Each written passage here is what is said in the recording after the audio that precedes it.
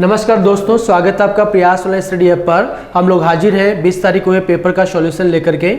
तो चर्चा कर रहे हैं हम लोग यहाँ पर L1 का जो पेपर है उसके ऊपर हम लोग यहाँ पर बातचीत कर रहे हैं। क्वेश्चंस का सीक्वेंस जैसा आपके सामने लिखा हुआ है, बात करते हैं। देखिए, सीखना एक सक्रिय प्रक्रिया है, क्योंकि सीखना तब होता है जब शिक्षार्थी को जानकारी दी गई हो। सीखना याद करने और किसी के व्यवहार में सक्रिय परिवर्तन करने की ओर संकेत करता है। ज्ञान पर कार्य करते हुए शिक्षार्थी ज्ञान का निर्माण करता है। सीखना मुख्य रूप से जैविक कारकों से नियंत्रित होता है। तो यहाँ पे बात हो रही है, देखो सक्रिय जो प्रक्रिया है उसके ऊपर बात हो रही है। और सक्रिय प्रक्रिया की बात करें तो यहाँ पर जो वर्ड लिखा है ना, ये सक्रिय जो वर्ड यहाँ पर लिखा है इसका मतलब है ज्ञान की रचना हो रही है। सक्रिय जब वहां पर शब्द आ गया तो इसका मतलब क्या हो रहा है कि ज्ञान की रचना हो रही है, और ज्ञान की रचना होती है निर्मितवाद में। तो देखो, ज्ञान पर कार्य करते हुए ज्ञान का निर्माण करना, ये यहाँ पर वर्ड आ रहा है, तो ये इसका सही जवाब है।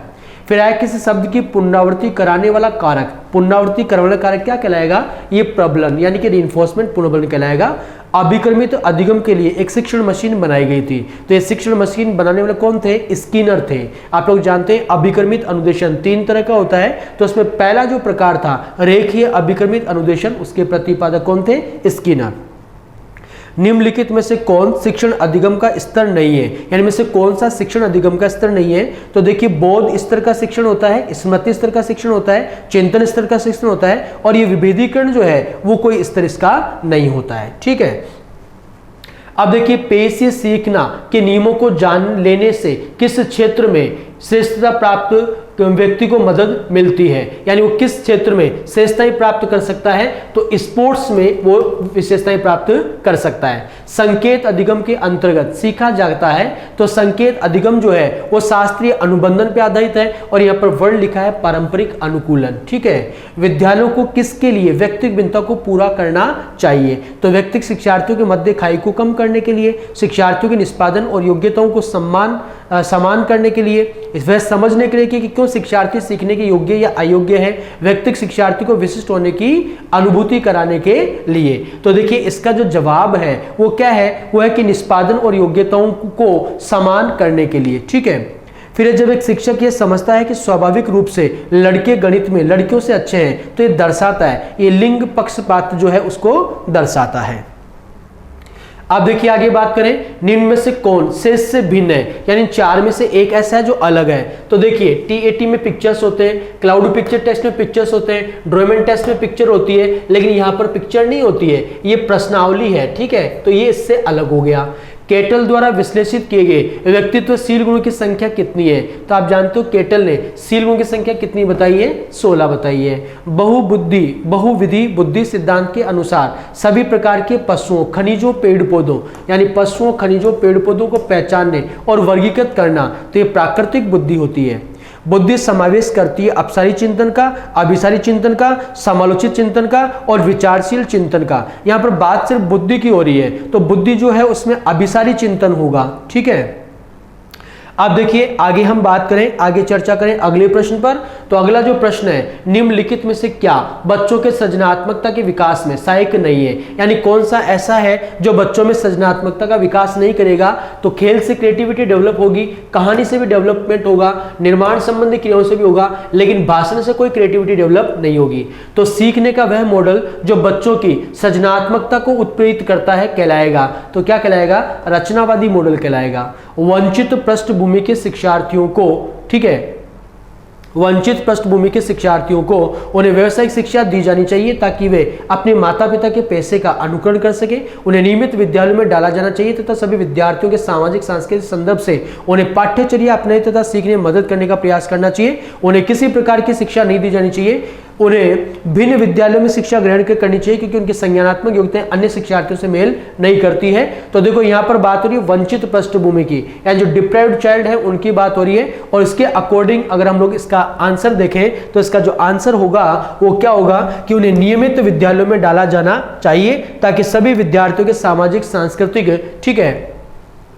अब देखिए, आगे बात करें हम लोग यहाँ पर अगले प्रश्न पर। सुनने में असमर्थ बच्चा नियमित विद्यालय में बहुत अच्छा कर सकता है यदि उसे उपयुक्त सुविधा और साधन उपलब्ध कराए जाएं। नियमित विद्यालय अपने सहपाठियों के समान कभी प्रदर्शन नहीं कर सकेगा। श्रवण क्षमता वाले बच्चों को विद्यालय में ही भेजा जाना चाहिए, नियमित विद्यालय में नहीं। केवल अकादमिक शिक्षा से लाभ नहीं उठा पाएगा, उसे उसके स्थान पर व्यावसायिक शिक्षा भी दी जानी चाहिए। तो देखो यहाँ पर वो श्रवण अक्षम है, सुनने में असमर्थ है, तो क्या होगा, नियमित विद्यालय में भी अच्छा कर सकता है और उसे उपयुक्त सुविधा और साधन उपलब्ध करवाए जाए तो। ठीक है, निम्नलिखित में से कौन सा विकल्प ऑटिज्म स्पेक्ट्रम डिसऑर्डर की विशेषता नहीं है? देखने और सुनने की समस्या, सामाजिक अंतःक्रिया में समस्या, शाब्दिक अशाब्दिक संप्रेषण में समस्या, अवर्त्यात्मक यानी बारंबार व्यवहार। तो देखना और सुनना ये इसकी कोई प्रॉब्लम नहीं होती है। मस्तिष्क की संरचना तथा कृत्यों में विभेद का परिणाम होता है। मस्तिष्क की संरचना और कृत्यों में विभेद परिणाम होता है किसका? डिसलेक्सिया। ठीक है, ये डिसलेक्सिया इसका। ठीक है, अब देखिए आगे अगला जो प्रश्न है, यदि कोई शिक्षिका चाहे कि उसके विद्यार्थी समस्या समाधान कौशल प्राप्त कर ले तो विद्यार्थियों के ऐसे क्रियाकलापों में लगाना चाहिए जिसमें हो बहुविकल्पी प्रश्न वाले स्तरीय कार्यपत्रक, प्रत्यास्मन, रटना और समझना, ड्रिल और अभ्यास, पूछना, तर्क करना और निर्णय लेना। तो देखिए यहाँ पर समस्या समाधान की बात हो रही है, तो यहाँ पर क्या होगा, समस्या समाधान की बात करें तो यहाँ पर पूछना, तर्क करना और निर्णय लेना। खालिस्तान खालिस्तान की विशिष्ट अन्योन्य क्रिया परिणाम विकास के मार्गों और निष्कर्षों के रूप में हो सकता है। ठीक है, तो वंशानुक्रम पर्यावरण की विशिष्ट अन्योन्य क्रिया का परिणाम विकास के मार्गों निष्कर्षों में हो सकता है। तो देखिए यहाँ पर जो ऑप्शंस है उन ऑप्शंस के अकॉर्डिंग वंशानुक्रम और पर्यावरण। ठीक है, जीन पियाजे के संज्ञानात्मक विकास के सिद्धांत के बारे में निम्नलिखित कथनों में से सही कथन कौन सा है? पियाजे का तर्क है कि संज्ञानात्मक विकास चरणों में आगे बढ़ने की अपेक्षा निरंतर होता है। पियाजे ने संज्ञानात्मक विकास के 5 स्पष्ट चरण प्रस्तावित किए, 5 नहीं है दोस्तों, 4 ही हैं, तो ये यहाँ पर गलत हो गया। ठीक है, कौन सा कथन में कौन सा कथन है, यानी सही कथन पता करना है। ठीक है, किसी चरण को छोड़ा नहीं जा सकता क्योंकि चरण स्थिर है।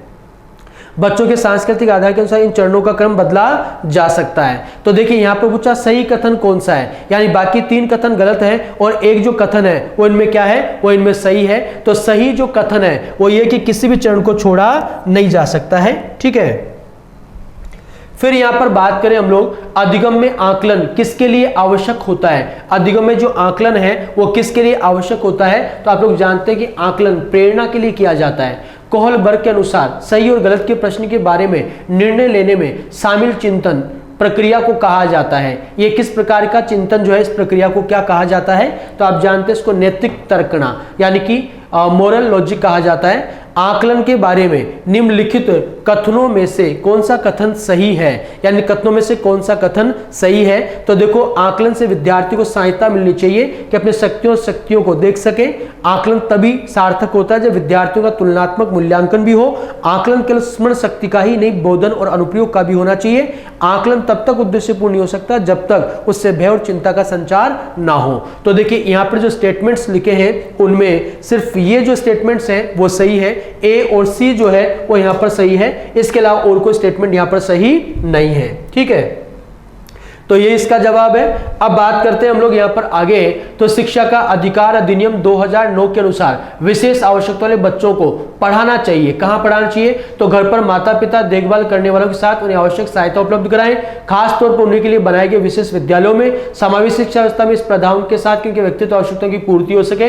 व्यवसायिक प्रशिक्षण केंद्रों पर, तो इसका जो जवाब होगा वो जवाब क्या होगा? समावेशी शिक्षा व्यवस्था के प्रावधान के साथ। ठीक है, अगला जो प्रश्न है, जीन पियाजे के संज्ञानात्मक विकास सिद्धांत के अनुसार कौन सा विशेषताओं को आपको सुमेलित करना है? तो पहला है वस्तु स्थायित्व, ये इसी में होता है। अनुकूलशीलता इसी में होती है। आगमन भी इसी में होगा और निगमन तर्क इसी में होगा। यहाँ जो ऑर्डर दे रखा है उसी ऑर्डर में क्या है, इनके आंसर हैं। तो देखिए 1 2 3 4, तो ये 1 2 3 4 यहां पर है, तो ये इसका जवाब है। ठीक है, अब देखिए आगे बात करें, राष्ट्रीय पाठ्यचर्या रूपरेखा 2005 के अंतर्गत परीक्षा सुधारों में से किस सुधार को सुझाया गया है, यानी कौन सा सुधार यहां पर सुझाया गया है, इसके ऊपर यहां पर बातचीत हो रही है। तो देखिए यहां पर क्या है, खुली पुस्तक परीक्षा, सतत निरंतर व्यापक मूल्यांकन, सामूहिक कार्य मूल्यांकन, उपरोक्त सभी। अब आया शिक्षक सीखने के लिए आकलन और सीखने में आकलन दोनों का उपयोग कर सकते हैं। ठीक है, दोनों का उपयोग वो कर सकते हैं। तो यहाँ पर बच्चे की सीखने की जरूरतों को जानने और तदनुसार शिक्षण रणनीति का चयन करने में, आवधिक अंतरालों में बच्चों के प्रदर्शन के लिए, बच्चों की प्रगति की निगरानी करने और उनके सीखने में अंतराल को भरने के लिए, और बच्चों की प्रगति और उपलब्धि के स्तर को जानने के लिए, तो इसमें इसका उपयोग ये कर सकते हैं। दादा दादी नाना नानी पालतू कुत्ता सभी मारे गए, मुझे भी मरना होगा, अर्थात सभी जीवों का एक दिन मरना है। ये किस किस प्रकार का तर्क है, तो ये आगमन तर्क होता है। ये कैसा तर्क है, ये आगमन तर्क है। ठीक है, अब देखिए यहां पर बात करें हम लोग, यहां पर आगे हम बढ़े, यहां पर सीखने के प्रतिफल के बारे में कौन सा कथन सत्य है, तो ये सीखने के प्रतिफल राष्ट्रीय स्तर पर एनसीईआरटी द्वारा परिभाषित किए गए राष्ट्रीय उपलब्धि सर्वे के आधार पर सीखने के प्रतिफल सही है। 17-18 से ये उदयपुर कक्षा वार एवं विषयवार सीखने के लिए मानदंड को निर्धारित करता है, और उपरोक्त सभी, तो इसका जवाब उपरोक्त सभी। ओके, पहला प्रश्न जो है वो अपठित गद्यांश जो हैं उनमें से दिया हुआ है। लिखा है निम्नलिखित गद्यांश को पढ़कर प्रश्न संख्या 1 से 5 तक के आप उत्तर दीजिए। तो बच्चों पहला प्रश्न यानी इस गद्यांश में से बना हुआ है, इनमें से कौन सा शब्द स्त्रीलिंग नहीं है। याद रखना, नहीं है पूछा है, स्त्रीलिंग नहीं है। तो देवनागरी, पुस्तक, दीवार और संघर्ष। देवनागरी एक लिपि है और लिपियों के नाम स्त्रीलिंग होते हैं। पुस्तक स्त्रीलिंग शब्द है, अकारांत शब्द हो गया, और दीवार भी अकारांत है, ये भी स्त्रीलिंग शब्द है। संघर्ष यहाँ पुल्लिंग शब्द है। उसके बाद में देखिए अगला यहां दिया गया है, इनमें से कौन सा शब्द कारक परसर्ग के साथ प्रयुक्त होने पर ही बहुवचन के रूप में बदलता है। यानी यह नियम भी आपको बताया गया है, आकारांत शब्द के अतिरिक्त कोई भी पुल्लिंग शब्द जो होता है वो एकवचन और बहुवचन दोनों में समान ही रहता है। उसको केवल आपको बहुवचन के रूप में ही व्यक्त करना है तो उसमें परसर्ग का ही प्रयोग करना होता है। लेकिन यहां पर जो हमने बात कही वही है, परसर्ग के साथ प्रयुक्त होने पर बहुवचन के रूप में बदलता है, अर्थात अपने आप दोनों जगह भी वो बहुवचन में और एकवचन में प्रयुक्त होगा। और यदि आप केवल उसको बहुवचन बताना चाहते हैं तो परसर्ग लगाना पड़ेगा। जैसे बालक है, बालक अकारांत पुल्लिंग शब्द है, तो इसको बालकों शब्द बनाएं तो इसको बहुवचन बनाने के लिए हमें परसर्ग का प्रयोग करना पड़ेगा। तो बालक के साथ हमें यहाँ बालकों लिखना पड़ेगा, तब जाकर के ये बहुवचन बनेगा। बालकों को या बालकों ने। पुस्तक स्त्रीलिंग शब्द जो अकारांत हैं उनको हमें बहुवचन में बदलने के लिए परसर्ग की आवश्यकता नहीं होती, उनको हम बहुवचन में ए या ए लगा करके परिवर्तन कर सकते हैं। पुस्तक से पुस्तकें बन जाएगा, दीवार से दीवारें बन जाएगा, दाल से दालें बन जाएगा। तो इसका मतलब यहाँ पर उत्तर हमारा पहला होगा बालक। अगला प्रश्न है, तुमने पढ़ाई की होती तो ऐसे दिन नहीं देखने पड़ते, यह वाक्य किस प्रकार का है। तो पहली बात तो यही पता लग रहा है, तुमने पढ़ाई की होती तो ऐसे दिन नहीं देखने पड़ते, यानी अतीत की बात कर रहे हैं, बीते हुए समय की बात कर रहे हैं, तो भूतकाल है। लेकिन यहां पर हमने बताया ऐसे वाक्य जिनमें दो क्रियाएं होती हों और तो शब्दांश से जुड़े हों और दूसरी क्रिया पहली क्रिया पर आश्रित हो, वो हमेशा हेतु हेतुमद भूतकाल का उदाहरण होता है। तो विकल्प हमारा 2 हो जाएगा, हेतु हेतुमद भूतकाल। अगले प्रश्न की तरफ बढ़ते हैं, इनमें से वह शब्द बताइए जिसका वाचन अथवा लिंग किसी भी परिस्थिति में, वचन, यहां शब्द है वचन, इनमें से वह शब्द बताइए जिसका वचन अथवा लिंग किसी भी परिस्थिति में नहीं बदलता। हम बहुवचन में बदलना चाहें नहीं बदलेगा। जैसे आलसी, इसको हम आलसियों कह सकते हैं, ठीक है ना, बहुवचन बना सकते। दिन, दिनों में या दिनों को, दिनों से, लिपि, लिपियों। पानी जो है इसको हम बहुवचन के रूप में, क्योंकि अपन पानी जो है ये अपने आप में बहुवचन शब्द है, इसको और परिवर्तन नहीं कर सकते एक वचन में। और ये पुल्लिंग शब्द है, इसका भी हम स्त्रीलिंग नहीं बना सकते। तो दोनों ही परिस्थितियों में ये समान रहता है, इसमें कोई बदलाव नहीं होता। यहां विकल्प हो जाएगा पानी, दूसरा विकल्प। अगला प्रश्न देखें, इनमें से पुल्लिंग शब्द बताइए कौन सा है। उम्मीद आकारांत, आशा आकारांत, बचपन आकारांत, बेकारी ईकारांत। तो बच्चों इनका बहुवचन यानी पुल्लिंग शब्द बताना है हमें, हम इनका वाक्य में प्रयोग करके देख सकते हैं। यदि इस प्रकार की कोई समस्या है तो उम्मीद से हम बनाएं कि मुझे उम्मीद है या आपसे उम्मीद है, मैं आशा करता हूं। ये पुल्लिंग शब्द की बात करते हैं कि पुल्लिंग शब्द कौन सा होगा, या उम्मीद होगा, आशा होगा। बचपन होगा या बेकारी होगा। तो अकारांत ये पुल्लिंग शब्द नहीं है, अकारांत स्त्रीलिंग शब्द है। उम्मीद, आशा आकारांत स्त्रीलिंग शब्द है। बेकारी आकारांत स्त्रीलिंग शब्द है। बचपन यहाँ जो है वो पुल्लिंग शब्द है। अगला प्रश्न दिया, महाभारत शब्द में संज्ञा कौन सी है? महाभारत एक पुस्तक के रूप में माने तो उसका नाम विशेष हो गया, रचना विशेष हो गई, तो वो एक ही है महाभारत। उससे किसी एक का ही बोध होता है, तो जिसे एक का बोध होता है वो व्यक्तिवाचक होती है, तो यह व्यक्तिवाचक संज्ञा हो जाएगी। अगले प्रश्न की तरफ बढ़े, संकीर्ण का सही विलोम होता है। संकीर्ण मतलब छोटे रूप में, और इसका विलोम यानी विस्तार का अर्थ बताने वाला कौन सा है? विदीर्ण, विस्तीर्ण, विशाल या तुच्छ। तो संकीर्ण का किर्ण प्रत्यय लगने पर यहाँ विस्तीर्ण इसका विलोम शब्द हो जाएगा। तो संकीर्ण का सही विलोम शब्द होता है विस्तीर्ण, तो विकल्प हमारा 2 यहाँ सही होगा।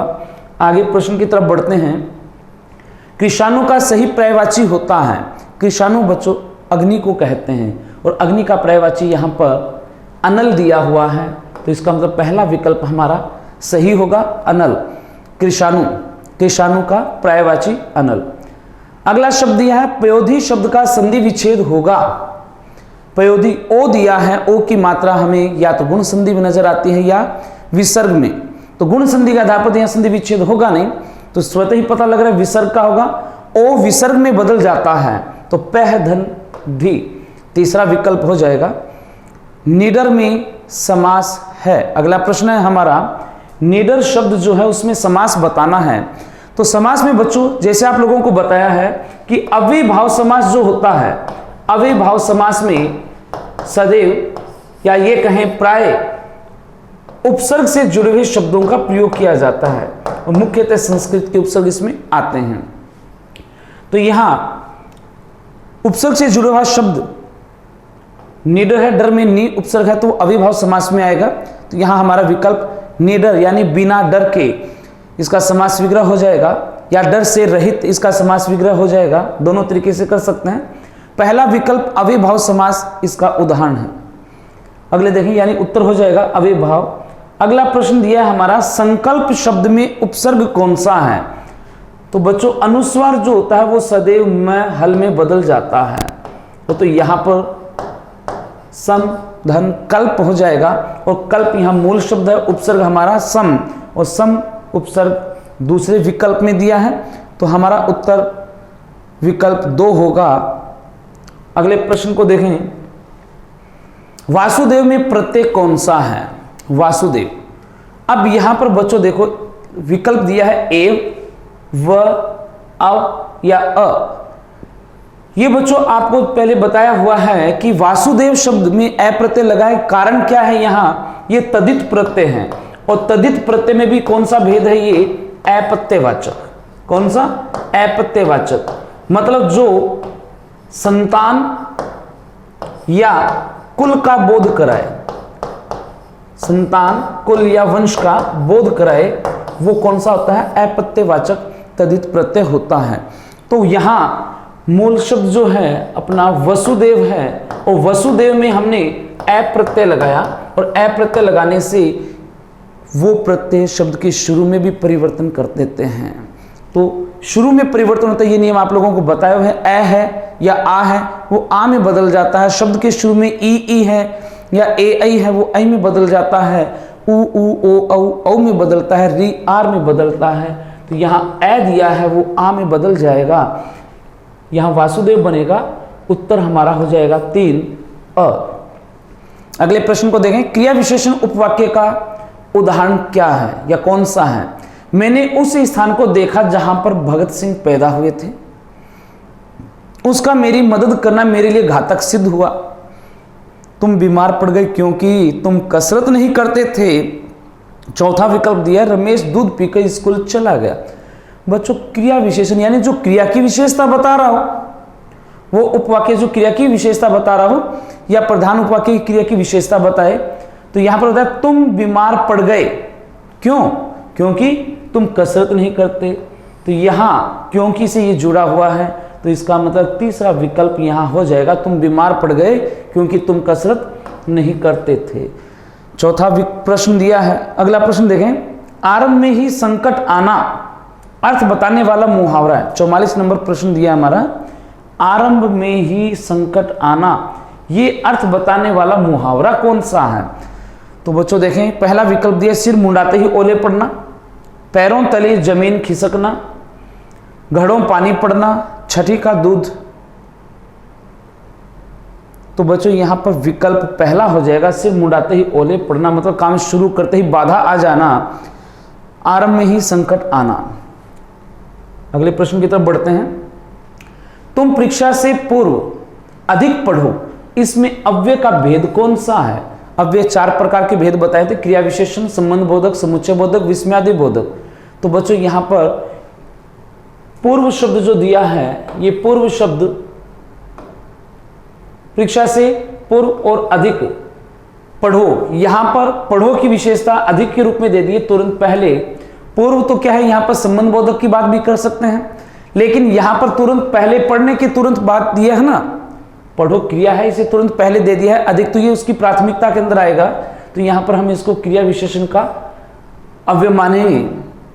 बालक उसके वातावरण पर आधारित ज्ञान दिए जाने की विधि कौन सी है? बालक जो होता है उस बालक को वातावरण पर आधारित ज्ञान देना है। किस पर आधारित? किस पर आधारित? वातावरण पर आधारित। तो उसके लिए विधि कौन सी चुनेंगे? प्रयोगशाला, अवलोकन, प्रदर्शन या उपयुक्त सभी? यहां पर बच्चों अवलोकन विधि हो जाएगी। अगला प्रश्न देखें, प्रयोगशाला विधि किस सिद्धांत पर आधारित है? प्रयोगशाला हमेशा प्रयोग करके सीखा जाता है, तो यहां हमारा विकल्प पहले ही दिया हुआ, करके सीखना। अगला प्रश्न, उच्चारण अभ्यास कब कराया जाता है? अनुकरण वाचन के समय या अनुकरण वाचन के बाद या आदर्श वाचन करते समय या आदर्श वाचन के बाद? हमेशा बच्चों याद रखना, उच्चारण अभ्यास जो होता है अनुकरण वाचन जब करवाया जाता है उसके तुरंत बाद करवाया जाता है। तो उच्चारण अभ्यास कब होगा? उच्चारण अभ्यास की बात करें, उच्चारण अभ्यास अनुकरण वाचन के बाद होता है। अगले प्रश्न की तरफ बढ़ते हैं। देखें, पाठशाला में वार्तालाप की शिक्षा के अभ्यास का साधन है। पाठशाला में वार्तालाप जो किया जा रहा है, उस वार्तालाप की शिक्षा के अभ्यास का साधन निम्न में से कौन सा है?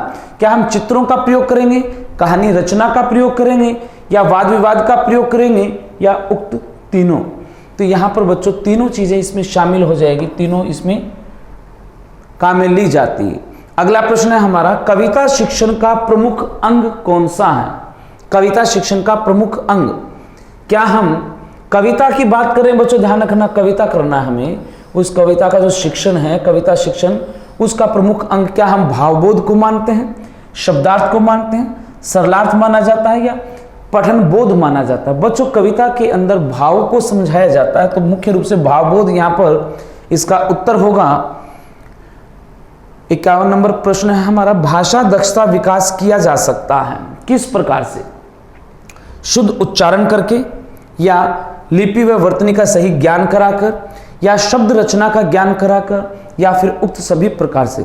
भाषा दक्षता जो होती है उसमें बच्चों हम शुद्ध उच्चारण भी करवाते हैं, लिपि और वर्तनी का ज्ञान भी करवाते हैं, शब्द रचना का ज्ञान भी कराते हैं, तो इसका मतलब उक्त सभी प्रकार से इसका आंसर हो जाएगा। 52 नंबर प्रश्न देखें, मौन वाचन की गति बढ़ाने के लिए क्या करना चाहिए? मौन वाचन की गति बढ़ाने के लिए क्या करना चाहिए? ज्ञान वृद्धि में त्वरितता लाना, या अर्थग्राह्यता में त्वरितता लाना, ज्यादा समय पढ़ना, या पढ़ने में मन लगाना? उत्तर 2 होगा बच्चों, अर्थग्राह्यता इसमें जरूरी है, उसमें त्वरितता जरूरी होती है। अगला प्रश्न है हमारा, शब्दों के शुद्ध उच्चारण का विकास किया जाता है। जो भी शब्द हैं उसका शुद्ध उच्चारण करें, शब्दों का शुद्ध उच्चारण करें, तो उसमें किसका विकास किया जाता है? क्या लेखन शिक्षण, वाचन शिक्षण, दोनों से, या उक्त कोई नहीं? तो बच्चों यहां बात कर रहे हैं उच्चारण की, किसकी?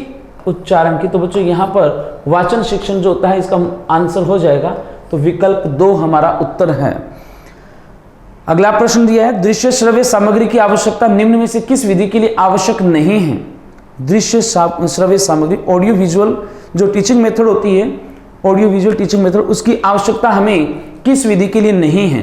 क्या समस्या समाधान विधि होगी या योजना विधि, व्याख्यान विधि, उपयुक्त सभी?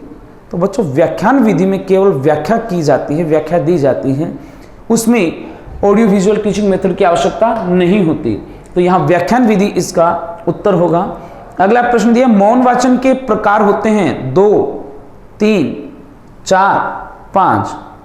बच्चों यहाँ पर उत्तर हमारे 3 के रूप में माना जाएगा, क्योंकि एक साधारण मौन वाचन होता है जो समाचार पत्र आदि पढ़ने के काम आता है, दूसरा गंभीर और तीसरा द्रुत। ये मौन वाचन के तीनों रूप हैं। संस्कृत में 2 माने जाते हैं, क्योंकि वहां पर समाचार पत्र वगैरह उसमें नहीं लिखे जाते, इसलिए प्राय साधारण का प्रयोग वहां नहीं होता। लेकिन हिंदी में हम 3 करते हैं मौन वाचन, साधारण वाचन, गंभीर वाचन और द्रुत वाचन। साधारण, गंभीर, द्रुत। मौन वाचन के 3 रूप हैं, साधारण वाचन, गंभीर वाचन और द्रुत वाचन। अगला प्रश्न दिया है हमारा, मूल्यांकन में निष्पक्षता बनाए रखने हेतु प्रश्न कैसे होने चाहिए? क्या निबंधात्मक हो या लघुत्रात्मक होने चाहिए, अति लघुत्रात्मक माने या फिर वस्तुनिष्ठ? बच्चों मूल्यांकन जो होता है उसमें निष्पक्षता की बात जब हम करते हैं तो वस्तुनिष्ठ प्रश्न होंगे तभी निष्पक्षता होगी, क्योंकि शिक्षक जो होता है निबंधात्मक, लघुत्रात्मक, अति लघुत्रात्मक कहें तो उसमें यदि शिक्षक का मान लीजिए किस समय उनकी वृत्ति मूड जो होता है कुछ अलग प्रकार का हो, उसमें वो अंक कम दे, कोई भेदभाव कर जाए। लेकिन वस्तुनिष्ठ है, उसमें आपने आंसर ए लिखा है तो आपका जवाब सही होगा, वो बी लिखा है और गलत है तो उसको वो गलत मानेगा। यानी इसमें किसी प्रकार का पक्षपात नहीं किया जाता, इसलिए निष्पक्षता के लिए वस्तुनिष्ठ प्रश्न ही सही है। अगले प्रश्न की तरफ बढ़ते हैं। वस्तुनिष्ठ प्रश्नों का प्रकार कैसा होता है? क्या बहुविकल्पीय प्रश्न होने चाहिए, सत्य असत्य वाले प्रश्न इसमें शामिल होते हैं, या रिक्त स्थान की पूर्ति वाले प्रश्न शामिल होते हैं? बच्चों उपयुक्त सभी इसमें होंगे, दोनों ही इसमें, यानी तीनों रूप जो है वस्तुनिष्ठ प्रश्नों में आते हैं। बहुविकल्पीय ऑब्जेक्टिव क्वेश्चन कौन कौन से? बहुविकल्पीय जिनके विकल्प एक से अधिक हो, सत्य असत्य वाले प्रश्न भी आएंगे, रिक्त स्थान की पूर्ति करने वाले भी इसमें आते हैं, तो उपयुक्त सभी इसका आंसर हो जाएगा। अगला प्रश्न दिया है, उपलब्धि परीक्षण का उद्देश्य क्या है? विद्यार्थियों ने योजनाबद्ध शिक्षण के उद्देश्य प्राप्त कर लिए हैं या नहीं, ये जानना, या छात्रों की श्रेणियां नियत करना ये उद्देश्य है, या अध्यापक द्वारा कराए गए शिक्षण की प्रभावशीलता का पता लगाना ये उद्देश्य। बच्चों ध्यान रखना, उपलब्धि परीक्षण जो है उसका उद्देश्य जानना है।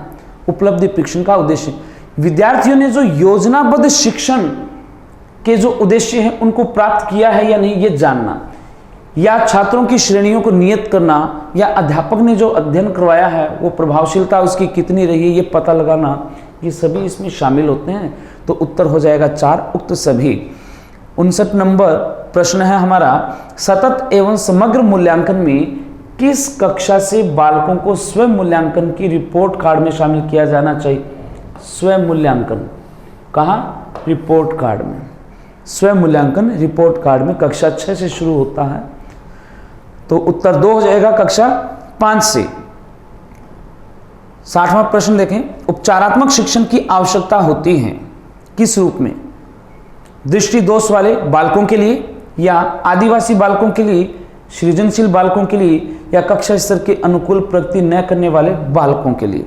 उपचारात्मक शिक्षण की बात करते हैं तो उपचारात्मक शिक्षण की बात आती है कक्षा स्तर के अनुकूल प्रगति न करने वाले बालकों के लिए ये आवश्यक होती है।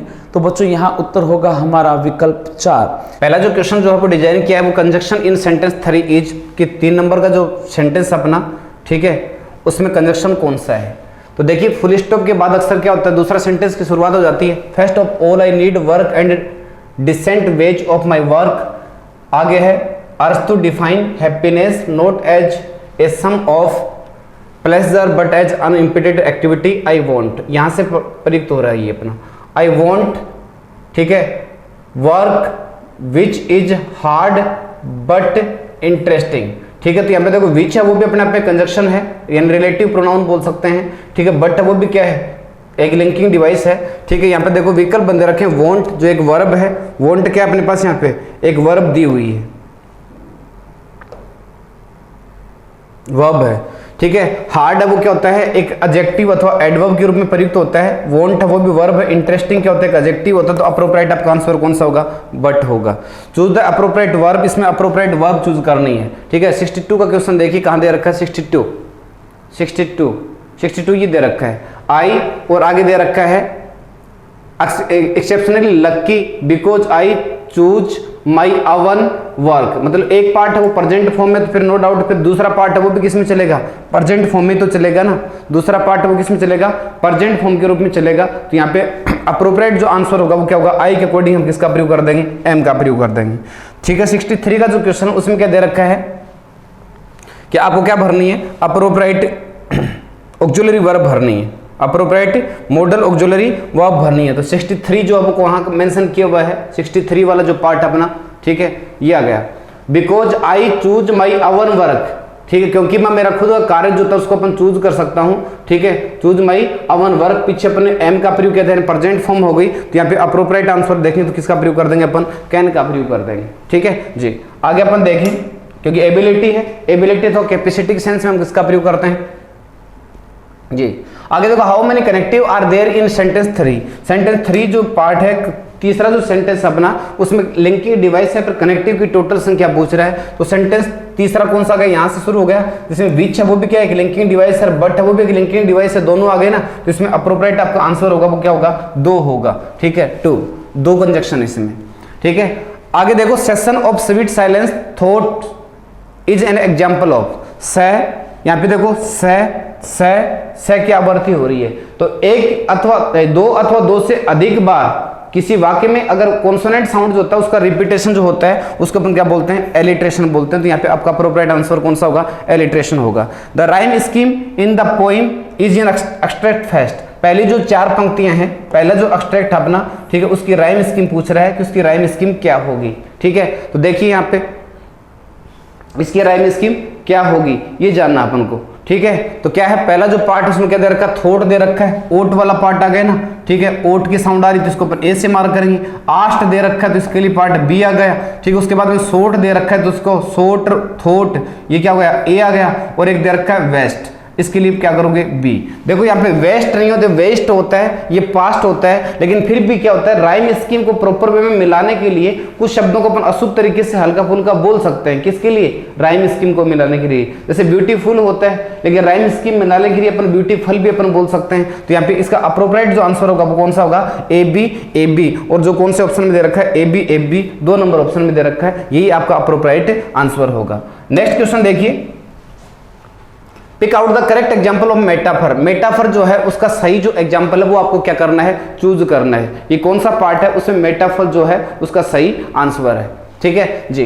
आगे देखो, आईज लाइक 2 लैम्प्स, ठीक है, 2 जो लैंप हैं उनकी तरह आंखें, उनकी तरह आंखें, सिमली का भाव आ गया, ठीक है। रोजी लिप्स एंड चिक्स, ये तो विशेषता बदला रहा है। As white as snow, as white as snow, तो इसमें किसका भाव है, इसमें भी सिमिली का भाव आ गया। तो इसका अप्रोप्रिएट आंसर होगा वो क्या होगा, द शिप ऑफ लाइफ, जीवन का जहाज, मूव्स ऑन, यानी जीवन को सीधा, लाइफ जो उसको नाम क्या दे रहा है, जीवन, सॉरी शिप का नाम दे रहा है, ये आपका अप्रोप्रिएट आंसर होगा। ही इज इल, वह क्या बीमार है, ही सी ए डॉक्टर, ठीक है। बीमार और बीमार व्यक्ति इसके लिए नेसेसिटी बिंदु है कि नेसेसिटी है, ठीक है, अनिवार्य बिंदु की वह दिखाए, किसको दिखाए, डॉक्टर को दिखाए। और ये क्वेश्चन ऑलरेडी रीट में पूछा हुआ क्वेश्चन है, वही डाला था मैंने, ठीक है। तो यहाँ पे किसका प्रयोग कर दोगे, मस्ट का प्रयोग कर दोगे। नेसेसिटी होता है, डिटर्मिनेशन होता है, कंपल्सन होता है, या फिर ओबलाइजेशन होता है, प्रोमिज बोल सकते हैं, ठीक है। उस अर्थ में हम मॉडल जो काम में लेते हैं कौन सा काम में लेते हैं, मस्ट काम में लेते हैं, ठीक है। यहाँ पे प्रीपोजिशन भरना आपको फ्रेजल वर्ब के रिगार्डिंग ऐसा आ सकता है।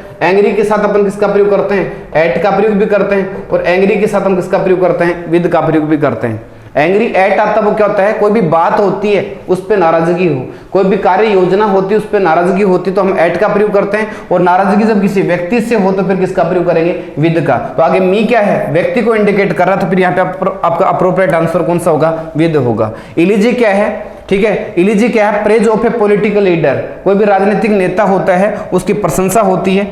Evaluating the work of people, कोई भी व्यक्तियों के जो काम होते हैं ना उनको उनका मूल्यांकन करना।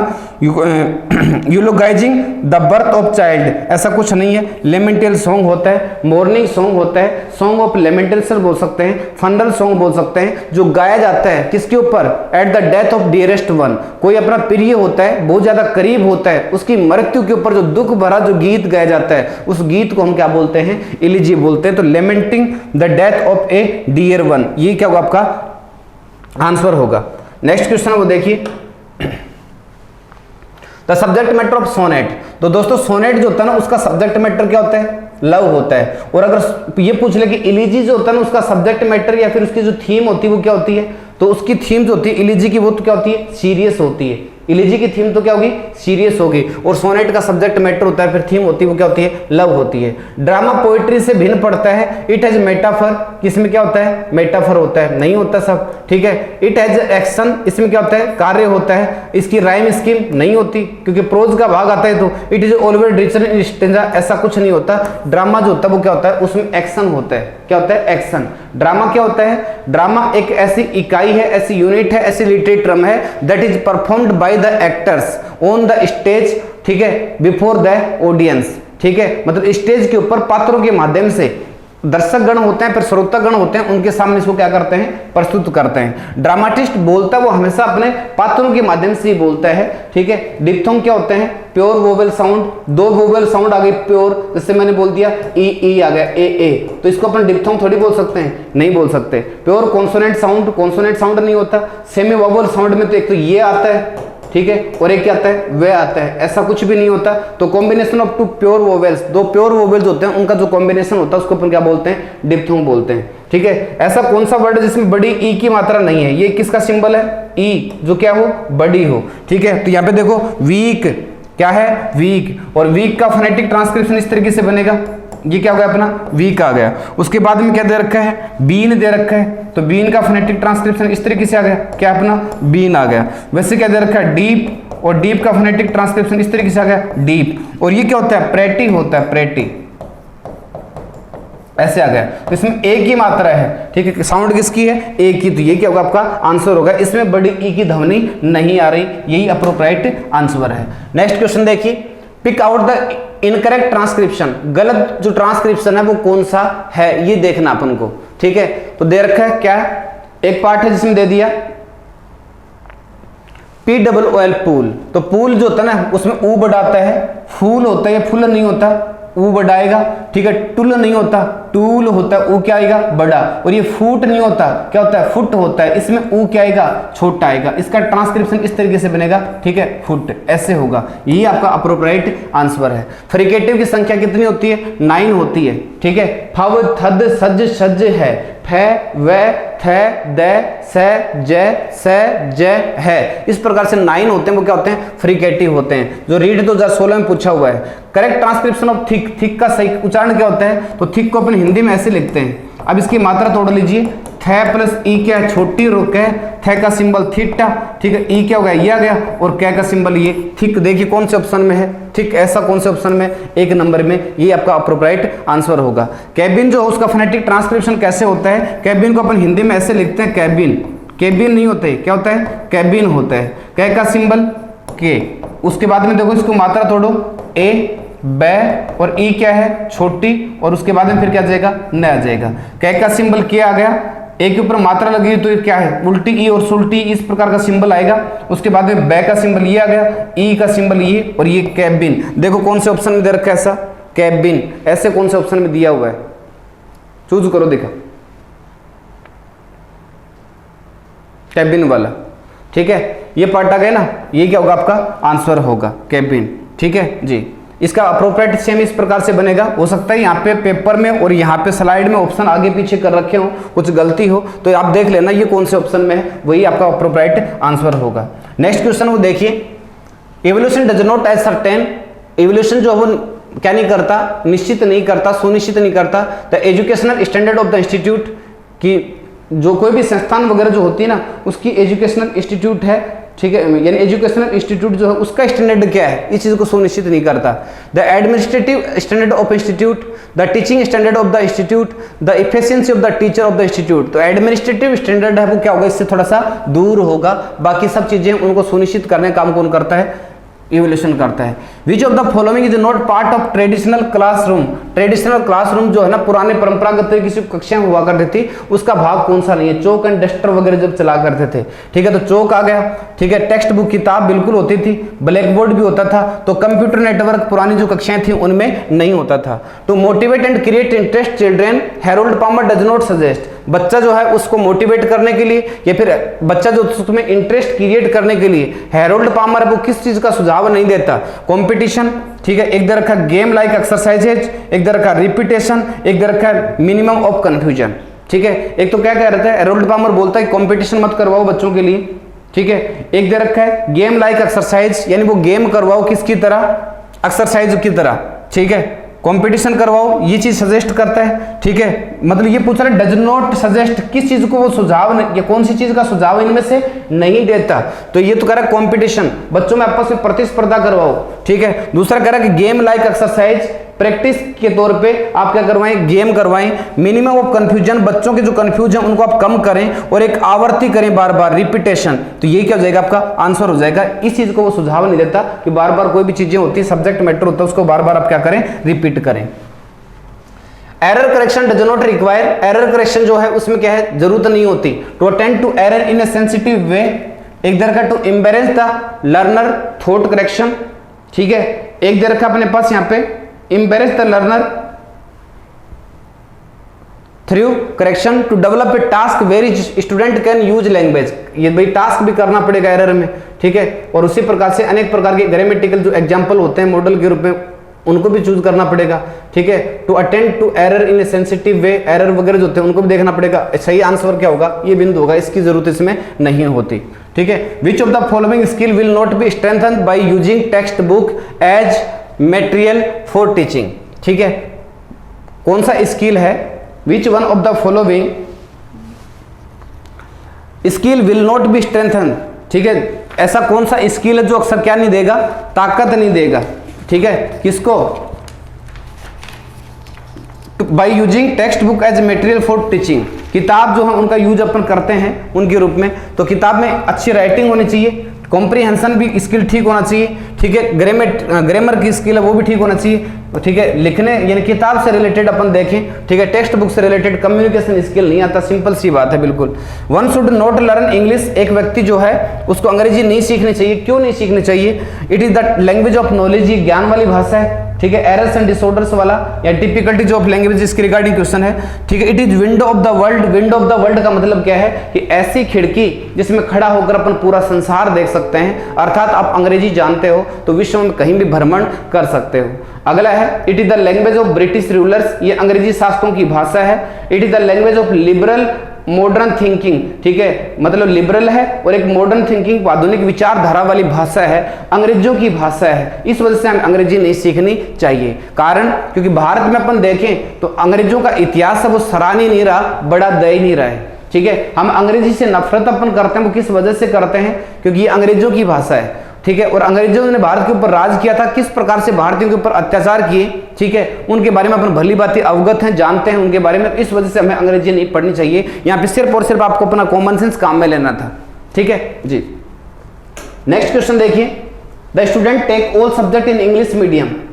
ठीक है, the student take all subject in English medium, they take part in class and school activities with students of their age who speak English, this approach is immersion. इसको अपन क्या बोलते हैं, इमर्सन बोलते हैं। ठीक है, ग्रामर कम ट्रांसलेशन मेथड जो होती है वो क्या करती है, कौन से method emphasise only the aspect, कौन सा एस्पेक्ट है उसके ऊपर ज्यादा जोर देती है। देखो दिखा, रीडिंग, लिसनिंग एंड स्पीकिंग, एक दे रखा स्पीकिंग, एक दे रखा लिसनिंग, स्पीकिंग एंड रीडिंग। तो यहाँ सबसे कम जो जोर देती है, सबसे ज्यादा जो जोर देती है वो किसके ऊपर देती है, रीडिंग के ऊपर देती है। वैसे राइटिंग भी इसमें इंक्लूड होता है, राइटिंग के ऊपर कम जोर देती है, ज्यादा जोर किसके ऊपर देती है, रीडिंग के ऊपर दे देती है। मोर बॉयज देन वन, देखो एक स्ट्रक्चर बताता हूं आपको मैं। मोर देन वन जो है उसके बाद में अगर कोई भी नाउन आता है, चाहे वो सिंगुलर या प्लूरल हो, बट वर्ब कैसी आती है, सिंगुलर आती है। लेकिन मोर के बाद में आगे कोई नाउन रखना है, उसके बाद में फिर क्या मिल गया आपको, देन वन मिल गया। तो मोर और देन वन के बीच में अगर कोई नाउन आएगा तो गाइज याद रखना वो हमेशा प्लूरल काउंटेबल नाउन होगा। और साथ में फिर वर्ब आएगी, वो भी कैसे आएगी, प्लूरल आएगी। मोर देन वन से रिलेटेड सब्जेक्ट वर्ब एग्रीमेंट का बिंदु अपना, तो वहां पे वर्ब भी कैसे लगा दोगे, प्लूरल लगा दोगे। तो फिर यहाँ पे देखिए मोर बॉयज देन वन ये पार्ट आ गया। तो देखो मोर और एक क्या है देन वन, इन दोनों के बीच में नाउन आ रहा क्या रहा है, बॉयज आ रहा है। तो फिर नो डाउट आ कि वर्ब कैसे लगानी है, प्लूरल। तो किसका प्रयोग कर दोगे आप यहाँ पे, आर का प्रयोग कर दोगे। नेक्स्ट क्वेश्चन है, उसकी ओर आगे बढ़िए।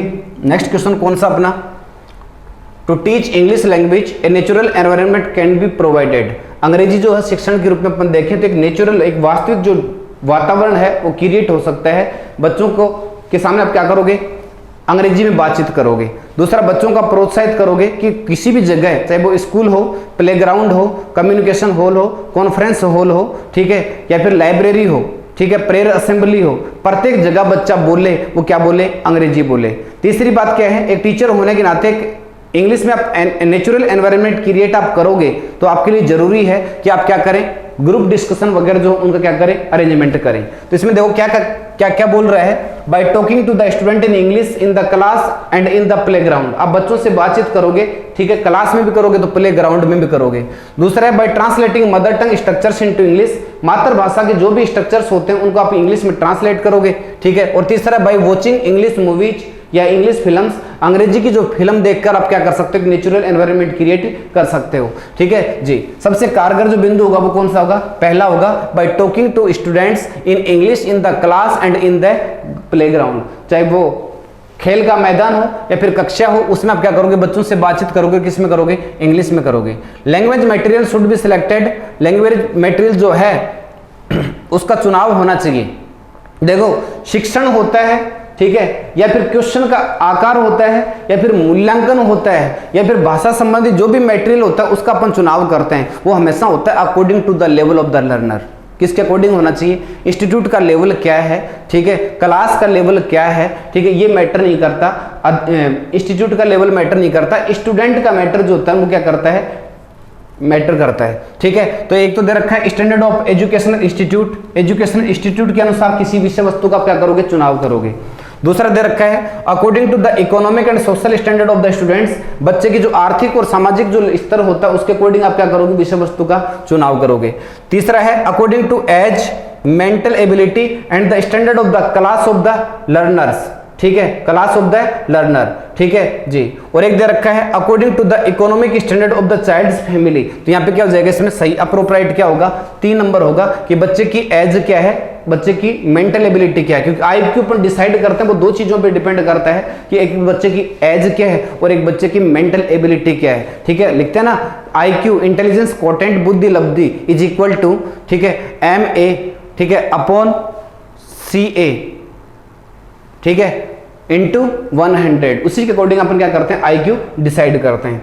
Remedial teaching pays greater attention to the students हो, रेमेडियल टीचिंग वो ज्यादा जोर देती है किसके ऊपर, ज्यादा ध्यान देती है किसके ऊपर, कि वे बच्चे जो अक्सर क्या है कि जो औसत बुद्धि वाले बच्चे होते हैं, इंटेलिजेंट जो बच्चे होते हैं, औसत से अधिक बुद्धि वाले, प्रखर बुद्धि वाले या फिर तीव्र बुद्धि वाले जो बच्चे होते हैं उनकी तुलना में अक्सर पिछड़े हुए होते हैं, उनके लिए पृथक कक्षा का अरेंजमेंट करके उनको पढ़ाना किसका भाग होता है, रेमेडियल टीचिंग का। तो रेमेडियल टीचिंग जो पिछड़े हुए बालक जो होते हैं ना उनके लिए होती है। एक तो दे रखा है आर प्रोफिशिएंट इन इंग्लिश, जो बच्चे अंग्रेजी में क्या होते हैं, दक्ष होते हैं, उनके लिए, उनके ऊपर ज्यादा जोर देती है। Are likely to go abroad, जो बाहर जाना पसंद कर रहे हैं, ठीक है। एक हैव फॉलन बिहाइंड अदर्स, की अन्य जो बच्चे होते हैं उनकी तुलना में पिछड़े हुए हैं। और चौथा है are irregular in attending classes, की जो क्लास वगैरह अटेंड करने में अक्सर क्या है, इरेगुलर हैं। तो यहाँ पर सही आंसर होगा वो कौन सा होगा, हैव फॉलन बिहाइंड अदर्स, यही क्या होगा आपका अप्रोप्रिएट आंसर होगा, ठीक है जी।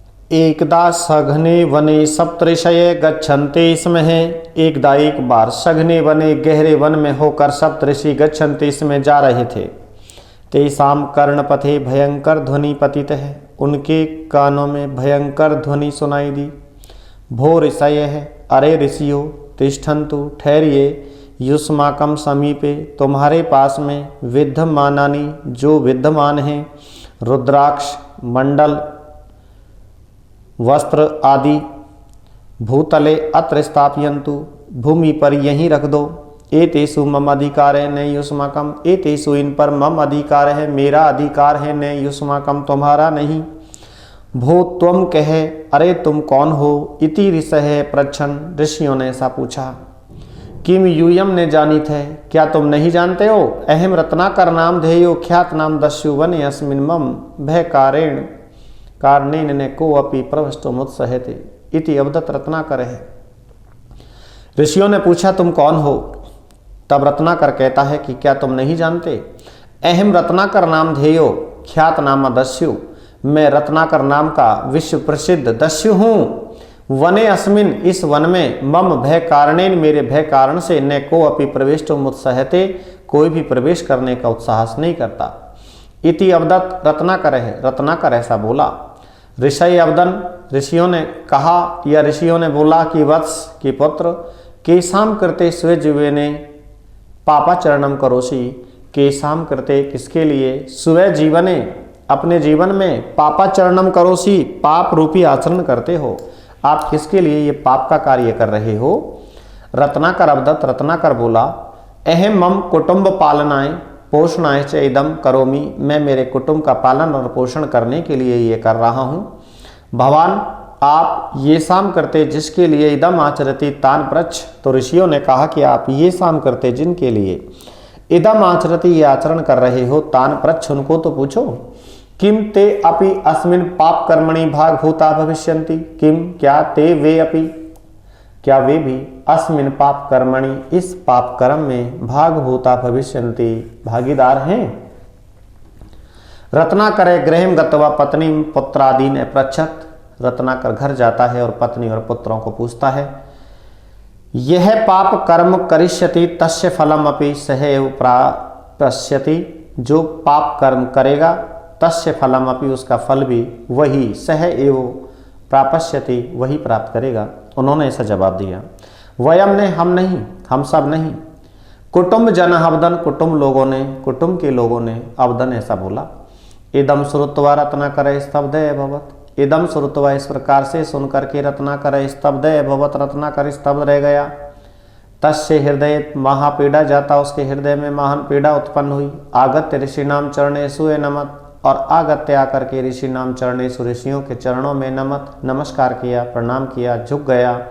ऋषि भी प्रदत्तम राम नाम जपम आरभत से है, और ऋषि भी माने ऋषियों के द्वारा जो प्रदत्तम दिया गया नाम था, राम नाम जपम, राम नाम का जप आरभत से है, आरंभ कर देता है वह।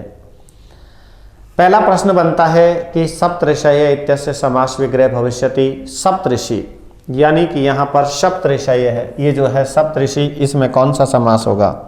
तो आइए हम जानते हैं सप्तऋषि में कौन सा समास होगा। तो यहाँ पर जो है समास विग्रह पूछ रहा है, तो बराबर सप्त मानी 7 संख्यावाची शब्द है, ऋषि है, तो ये बन जाएगा सप्ता नाम ऋषि नाम समाहार, 7 ऋषियों का समूह। द्विगु समास सिद्ध हो जाएगा। संधि रहित उदाहरणम चेनुत, संधि रहित उदाहरण चुनिए। तो देखिएगा रत्नाकर का तो बन जाएगा रत्न प्लस आकर, आकर है, यानी कि रत्नाकर सागर को बोलते हैं, रत्न और आकर, आकर खान को बोलते हैं। मम अधिकार है, इसका बन जाएगा मम, और मम के बाद में क्या बन जाएगा, अधिकार है। ये संधि यहाँ सिद्ध हो जाएगी, दीर्घ हो जाएगी। अगला सवाल जानते हैं, पापाचरणम यानी कि पाप प्लस आचरणम यानी कि पाप और आचरण बन जाएगा। लेकिन जो कुटुंब पालनाएं हैं, इस कुटुंब पालना का कोई भी संधि विच्छेद नहीं होगा, इसलिए यहाँ पर कुटुंब पालनाएं में ये उत्तर हो जाएगा। बहुवचने रूपम न प्रयुक्तम, बहुवचन में रूप प्रयुक्त नहीं होता। तो देखो तेसाम बहुवचन का रूप है, षष्ठी का बहुवचन है, ये तेसाम षष्ठी का बहुवचन होता है। भविष्यन्ति ये लट लकार, क्षम्यता लिरिट लकार, ये लिरिट लकार में होता है, और लिरिट लकार में प्रथम पुरुष के बहुवचन में होता है, यह है। इसके बाद में विद्यमानानि, ये विद्यमान प्रथम और द्वितीय का बहुवचन बन जाता है। लेकिन जो पाप कर्मणि है, ये सप्तमी का एक वचन बनता है। अगर किसी शब्द में छोटा नी या छोटा ती आदि आए हों तो वहां पर सप्तमी का एक वचन बनता है। तो राइट आंसर भी इसका यही होगा। एक वचने रूपम नास्ति, एक वचन में रूप नहीं है, तो एक वचन में रूप कौन सा नहीं है? अवदत, ये एक वचन का है। आचरति, ये भी एक वचन का है। और करोमि, ये भी एक वचन का है। लेकिन तिष्ठन्तु में अंतु आ रहा है, अतु अताम अंतु, तो बराबर ये इसका उत्तर हो जाएगा, बहुवचन का रूप है। अगला प्रश्न जानते हैं, जाते हैं और आगत्य। जाते हैं और आगत्य इत्यत्र प्रत्यय प्रयुक्त अवस्था या दो प्रत्यय प्रयुक्त हुए हैं। तो देखो, जाते हैं में जन धातु हो गई और जन धातु के साथ में यदि कत प्रत्यय जोड़ा है तो इस जन का जा बन जाता है। नियम ये कहता है कि जन धातु के साथ कत प्रत्यय जुड़ने पर न को आ बन जाता है। तो न का जब आ बन गया तो जय का क्या बन गया? जा, और कत प्रत्यय का तय जोड़ दो, ये क्या बन गया? तय, और ये पुल्लिंग में शेष रह जाता है। अगला सवाल है ल्यप। आ उपसर्ग के साथ यदि हम गम धातु पढ़ते हैं, है ना, और ल्यप प्रत्यय पढ़ते हैं, क्योंकि ल्यप प्रत्यय गम धातु के साथ जुड़ेगा तो उपसर्ग के साथ जुड़ेगा। यहाँ पर इस में का क्या बन जाता है? आधा तय, और ये बन जाता है आ गय आधा तय, और ये ल्यप प्रत्यय का ये शेष बन जाता है, बराबर बन गया आगत्य। आगत्य बन जाता है। अगला सवाल बनता है, इसका राइट आंसर भी यही होगा। और रत्नाकर गृहम गत्वा पत्नीम पुत्रादि ने पृच्छत। रत्नाकर गृहम गत्वा घर जाकर के पत्नीम पत्नी को पुत्रादि पुत्रादियों को पृच्छत पूछता है। वाक्य अस्मिन अव्यय पदम चिन्हुत, इस वाक्य में अव्यय पद का चयन कीजिए। अब यहाँ पर देखिएगा, यदि कहीं पर कत्वा प्रत्यय का प्रयोग हुआ हो, कत्वा, या कहीं पर ल्यप प्रत्यय का प्रयोग हुआ हो, या फिर कहीं पर तुमन आदि प्रत्ययों का प्रयोग हुआ हो, तो बराबर ये इन प्रत्ययों के साथ बनने वाले सभी शब्द क्या बन जाते हैं? अव्यय बन जाते हैं। तो यहाँ पर ये गत्वा का प्रयोग हुआ है, तो ये गत्वा ही उसका राइट आंसर हो जाएगा। माहेश्वरी सूत्रेषु अंतिम व्यंजन वर्ण से का संज्ञा भवति। माहेश्वरी सूत्रों में जो अंतिम व्यंजन वर्ण होता है, जैसे ए ई उ ने, ए ई उ ने, री लिरी कै, ये माहेश्वरी सूत्र है। इनमें जो अंतिम व्यंजन वर्ण होता है ने, कै, इनकी कौन सी संज्ञा होगी? तो इनकी कौन सी संज्ञा होगी? इनकी इत संज्ञा होगी। अगला सवाल है, विद्या विवादाय धनम मदाय। विद्या विवाद के लिए, धन मद के लिए, शक्ति परेशान परपीड़नाय, शक्ति दूसरों को परिपीड़ित करने के लिए, खलस्य दुर्जनों के, साधु विपरीतम एतम, यानी कि साधुओं के ये विपरीत होती है। तो रियल में क्या होता है कि जो खल होते हैं, दुर्जन होते हैं, वो विद्या को तो विवाद में काम लेते हैं, धन को मद में काम लेते हैं, शक्ति को दूसरे को परेशान करने में काम लेते हैं। लेकिन साधु जो सज्जन होते हैं वो इनके विपरीत काम करते हैं। विद्या को विवाद में काम नहीं लेते, विद्या को वो ज्ञान में काम में लेते हैं। और जो धन होता है, धन को दान देने में काम में लेते हैं सज्जन लोग, और जो शक्ति होती है उसको रक्षा के काम में लेते हैं। ये दोनों बातें कही कि दुर्जन तो विद्या को विवाद में काम में लेगा, दुर्जन धन को मद में काम लेगा, दुर्जन शक्ति को दूसरे को परेशान करने के काम लेगा। जबकि साधु जो सज्जन होते हैं इनके विपरीत होते हैं। विद्या का संबंध सज्जन का होता है ज्ञान से, और धन का संबंध होता है सज्जन का दान से, और शक्ति का संबंध होता है सज्जन का रक्षा से। रूप यौवन संपन्ना विद्या विशाल कुल संभवा विद्याहीना ने शोभनते निर्गंधायु किंसुका। ये कह रहा है रूप यौवन से संपन्न और विशाल कुल में अगर जन्म लिया है, लेकिन अगर वह विद्या से हीन है तो ऐसे शोभा नहीं पाता जैसे किंसुक। किंसुक के जो पेड़ होते हैं, किंसुक के जो फूल होते हैं, यानी कि टेसु जिनको बोलते हैं, है ना, जिनके अंदर खुशबू नहीं होती, वे फूल जिनके अंदर खुशबू नहीं होती, जिनकी डाली में खुशबू होती है, उस किंसुक के पुष्प की तरह या पेड़ की तरह वो निर्गंधा गंधहीन होते हैं। जिनके पास रूप है, यौवन है, आदि से संपन्न है, विशाल कुल में जन्म लिया है, लेकिन उसके पास विद्या नहीं है, तो वो किंसुक के पेड़ की तरह शोभा पाते हैं, बराबर शोभा होती ही नहीं है उनकी। किंसुका गंध रहिता भवंती। एक सवाल बना कि किंसुका गंध रहिता भवंती, किंसुक गंध रहित होते हैं। टेसु के जो किंसुक के पेड़ होते हैं, फूल होते हैं, वो गंध रहित होते हैं। अस्मिन वाक्य किंसुका अस्ति। किंसुक क्या है? क्योंकि गंध रहित होना तो विशेषण हो गया, और ये गंध रहित है कौन? किंसुका, तो ये कौन बन जाएगा? ये विशेषण बन जाएगा। नहीं, किंसुका पूछा है तो किंसुका गंध रहित, गंध रहित तो हो गया विशेषण, और किंसुका पूछा है तो किंसुका पूछा है तो किंसुका कौन बन जाएगा? विशेषण बन जाएगा। अगला सवाल, परेशान इत्यस्मिन का विभक्ति प्रयुक्तम। परेशान, परेशान में कौन सी विभक्ति प्रयुक्त हुई है? तो परेशान में शाम लग रहा है, षष्ठी विभक्ति का बहुवचन है, तो ये षष्ठी विभक्ति का बहुवचन हो जाएगा। पंडित पदम शास्त्री कृत रचना नास्ति। पंडित पदम शास्त्री की कृत रचना नहीं है, तो पंडित पदम शास्त्री ने जो रचना नहीं लिखी है वह कौन सी है? मरु सौंदर्यम। यानी कि लेनिनामृतम ये भी पंडित पदम शास्त्री की है, चाय शतकम भी इन्हीं की है, पद्य पंचतंत्रम भी इन्हीं की है। अब यहाँ पे दो बातें आती हैं। यदि हम कहीं पंचतंत्र की बात करते हैं, पंचतंत्र, पंचानाम तंत्राणाम समार है, तो ये बात किसकी आ जाती है? विष्णु शर्मा की। पंचतंत्र को किसने लिखा है? पंचतंत्र तो लिखा है विष्णु शर्मा ने। अगर यहाँ पर इस पंचतंत्र, अगर यहाँ पर पंचतंत्र के आगे पद और लगा दिया जाए तो पै का मतलब पद तो है ही, पंचतंत्र तो है ही, ये हो गया तुम्हारा पंडित कौन है? पदम शास्त्री, पंडित पदम शास्त्री। तो बराबर ये रचना के लेखक कौन हो गए? पदम शास्त्री हो गए। पद पंचतंत्र के लेखक हो गए ये पदम शास्त्री, और पंचतंत्र के लेखक हो गए विष्णु शर्मा। दोनों में अंतर है। अगला, अच्छा यहाँ इसका चाय शतकम लेनिनामृतम पद पंचतंत्रम पदम शास्त्री की है, तो राइट आंसर कौन हो जाएगा? मरु सौंदर्यम। और जो मरु सौंदर्यम लिखा है वो कन्हैया लाल सेठिया ने लिखा है। मरु सौंदर्यम किसने लिखा है? कन्हैया लाल सेठिया ने लिखा है, इन्होंने लिखा है। इसके बाद अगला सवाल है, खाली जगह विदित न क्रिया में विवेक परमापदाम पदम। विदित करना चाहिए न क्रिया में विवेक, बिना विचारे कोई कार्य को, क्योंकि परम आपदाम पदम परम विपत्तियों का, बहुत बड़ी विपत्तियों का कारण बन जाता है। यहाँ पर अव्यय पदम चित्वा, अव्यय पद चुन करके सूक्त कथन से निर्माणम करो, सूक्त कथन का निर्माण करो। इस प्रश्न में एक ही प्रश्न से दो टॉपिक क्लियर होते हैं। एक तो इन्होंने अव्यय पद पूछ लिया, दूसरा इन्होंने सूक्त कथन पूछ लिया, और तीसरा वाक्य संशोधन भी हो गया। तो बराबर सहसा, सहसा, ये सहसा आएगा। सहसा का मतलब होता है अचानक। सहसा अचानक विदित न क्रियाम, कोई कार्य नहीं करना चाहिए, क्योंकि अविवेक परमापदाम पदम, बिना विचारे कोई काम करते हैं तो वो परमापदाओं का कारण होता है। प्रथम पद्यांश से छंद नाम निर्देशनम करो। प्रथम पद्यांश में छंद का नाम निर्देशित करो। तो अभी हमने जो पद्यांश पढ़ा था उसमें कौन सा छंद निकल के आया है? उपजाति। अगला प्रश्न जानते हैं, यौवन इत्यस्मिन कह लिंग प्रयुक्तम। यौवन में, तो यौवन में नपुंसक लिंग होता है। ये कितना है? 9। कितनी संख्या है ये? ये जो पहला अंक है ये 9 का है, दूसरा अंक है ये 8 का है, इसके बाद में जो अंक है वो 7 का है। ये 987 हो गए, है ना।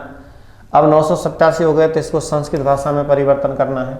हमको बनाना है पहले 900, फिर बनाना है 80, फिर बनाना है 7। तो सबसे पहले छोटी संख्या क्या आएगी? 7। इसके बाद में अशीति है, अशीति, तो इसको जब एक जगह मिलाया तो ये बन गया संधि होने पर सप्ताशीति। ये सप्ताशीति बन गया। सप्ताशीति मानी 87 होता है। अब अधिकम लगा दो, क्या लगा देंगे? अंतिम संख्या से पहले अधिकम लगा दो तो कितने हो गए? नवशतम। नवशतम ये बन गया। देखते हैं इसको, सप्ताशीति अधिकम नवशतम कहाँ है? सप्ताशीति अधिकम नवशतम लिखा हुआ है। भाववाच्य क्रिया प्रयुज्यते, भाववाच्य में क्रिया प्रयुक्त होती है। तो भाववाच्य में कौन सी क्रिया प्रयुक्त होती है? यहाँ पर हमको जानना है। ये लिखना होता है हमको कर्तृवाच्य, यहाँ लिखना होता है कर्मवाच्य, यहाँ लिखना होता है भाववाच्य। इन तीनों में जो क्रियाएं प्रयुक्त होंगी ये तो प्रयुक्त हो जाएगी परस्मयी पद में, ये हो जाएगी आत्मनेय पद में, और ये भी किस में हो जाएगी? आत्मनेय पद में। तो यहाँ पे सवाल क्या कह रहा है? भाववाच्य की क्रिया कैसी होगी? भाववाच्य की क्रिया आत्मनेय पद में होगी। खाली जगह विधि माध्यमेन क्लिश शब्दानाम खंड से उच्चारणम कर्तव्य उच्चारण अभ्यास से कार्यते। अब ये कह रहा है कि शब्द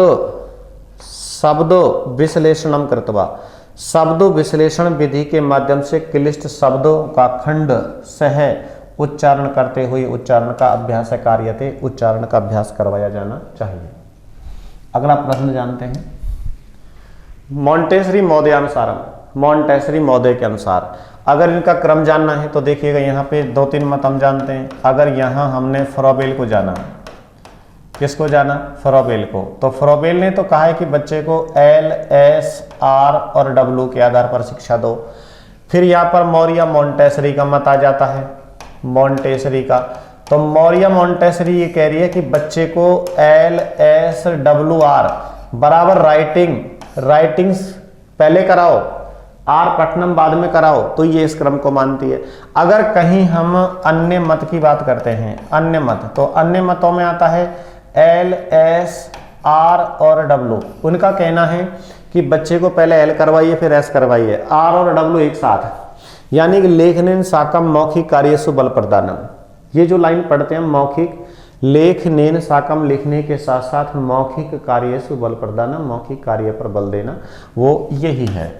तो यहाँ पर मारिया मॉन्टेसरी का मत पूछा है, तो मारिया मॉन्टेसरी का मत LSWR आ जाता है। मूल्यांकन विधि अस्ति, मूल्यांकन विधि है, तो मूल्यांकन विधि कैसी विधि होती है? मनोवैज्ञानिक विधि होती है। ये बालका कक्षायाम अशुद्धम उच्चारयन्ति तेषाम, जो बालक कक्षा में अशुद्ध उच्चारण करते हैं उनके लिए एक अध्यापक होने के नाते आप क्या करोगे? उपवेशन में स्थान परिवर्तनीय स्थान परिवर्तन कर देना चाहिए। उपवेशन से स्थानम पूर्व स्थानम एवं सुनिश्चितम कर्तव्यम, जो स्थान उस बच्चे का पहले है वहीं पर बैठने के लिए बाध्य कर दो उसको। और अध्यापक के न तस्य छात्र से उपासम कर्तव्यम, अध्यापक के द्वारा उस छात्र का उपास करना चाहिए, नहीं मजाक नहीं उड़ाना चाहिए। ध्यानम ने दिया था, ध्यान मत दो, नहीं। तो देखो ये बालका, जो बालक कक्षा में अशुद्ध उच्चारण करते हैं उन पर ध्यान मत दो, ये भी गलत है। अध्यापक के द्वारा उस छात्र का उपास उड़ाया जाए, ये भी गलत है। उपवेशन में जो उसका पूर्व स्थान है वही होना चाहिए, नहीं, ये भी नहीं होना चाहिए। अगर कुछ बालक कक्षा में सही उच्चारण नहीं कर पा रहे हैं तो अध्यापक होने के नाते आप उस बच्चे के स्थान में परिवर्तन कर दो। माना कि बालक पीछे बैठा है तो उसको आगे बैठा दो। इसलिए राइट आंसर क्या पढ़ा जाए? उपवेशन से स्थानम परिवर्तनीयम। शिक्षणम सूत्रम नास्ति, शिक्षण सूत्र नहीं है। पूर्णादंश के प्रति, पूर्ण से अंश की ओर शिक्षण सूत्र होता है, ज्ञात से अज्ञात की ओर शिक्षण सूत्र होता है। इसके बाद में अनिश्चित से निश्चित की ओर भी होता है। लेकिन स्वाभाविकता का है ना, ये शिक्षण सूत्र नहीं है, शिक्षण सिद्धांत है, ये सिद्धांत है। अगला सवाल, सर्वथा शिक्षणम भवेत, सर्वथा हमेशा शिक्षण कैसा होना चाहिए? हमेशा शिक्षण सरल से कठिन की ओर होना चाहिए। हर बरटे पंचपदी विधि में उपयुज्यमान होता है, तो हर बरटे पंचपदी जो विधि होती है उपयुज्यमानम उपयोगी होती है। किसके निर्माण में? पाठ योजना के निर्माण में उपयोगी होती है। पाठ्य पुस्तक निर्माणे आंतरिक पक्ष से सिद्धांतम भवति, पाठ्य पुस्तक के निर्माण में आंतरिक पक्ष का सिद्धांत होता है। तो ये रोचकता भी होता है, उद्देश्यता भी होता है। तो राइट आंसर क्या आ जाएगा? उभयो आ जाएगा। खाली जगह अनुसारेण निदानात्मक परीक्षणम निर्माणम क्रियते, देखो नीलपत्र, ये आंसर सही माना जाएगा कि नीलपत्र के अनुसार निदानात्मक परीक्षा प्रश्न पत्रों का क्या किया जाना चाहिए? निर्माण किया जाना चाहिए। नीलपत्र की विशेष आवश्यकता होती है। पठन शिक्षण से उद्देश्यम अस्ति, पठन शिक्षण का जो उद्देश्य है, तो पठन शिक्षण का उद्देश्य सिर्फ एक ही होता है, क्या?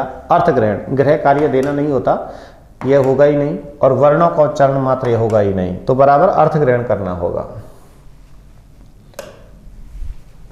शिक्षक खाली जगह विस्तृत व्याख्या नाम अनंतरम छात्रेभ्य मनोयोग पूर्वकेन मौन पाठनम वाचितम अवसरम दद्धात, शिक्षक बोध प्रश्नों के माध्यम से, कठिन शब्दों के माध्यम से, अगर उत्तर भी हो गया, शिक्षक बोध प्रश्नानाम कठिन शब्दानाम विस्तृत व्याख्या नाम अनंतरम, शिक्षक बोध प्रश्न और कठिन शब्दों की विस्तृत व्याख्या करने के बाद छात्रेभ्य छात्रों के मनोयोग पूर्वक मौन पाठन और वाचन करने का क्या देना चाहिए? अवसर देना चाहिए। बालकेषु अनुकरणात्मक प्रवृत्ति, ये कहा गया है कि जो बालक होते हैं उनमें नकल उतारने की जो प्रवृत्ति है वो जन्म से ही होती है।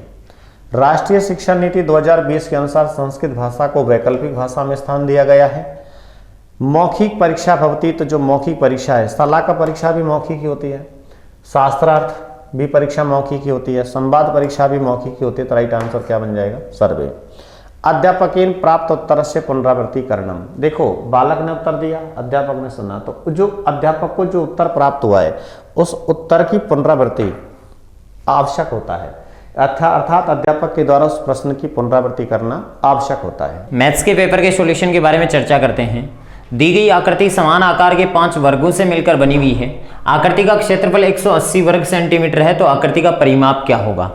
देखिएगा, बात करें इसमें 5 वर्गों से मिलकर बनी हुई है और पांचों वर्गों का क्षेत्रफल 180 है, तो 180 को 5 भागों में बांट लीजिएगा। एक वर्ग का क्षेत्रफल 5 3 15 और 3 बचेगा, 5 6 30, सेंटीमीटर स्क्वायर आपके पास में एक आकृति का क्षेत्रफल बच जाएगा। और एक आकृति का क्षेत्रफल वर्गाकार आकृति और उसका क्षेत्रफल 136 है आपके पास, सॉरी 36 है।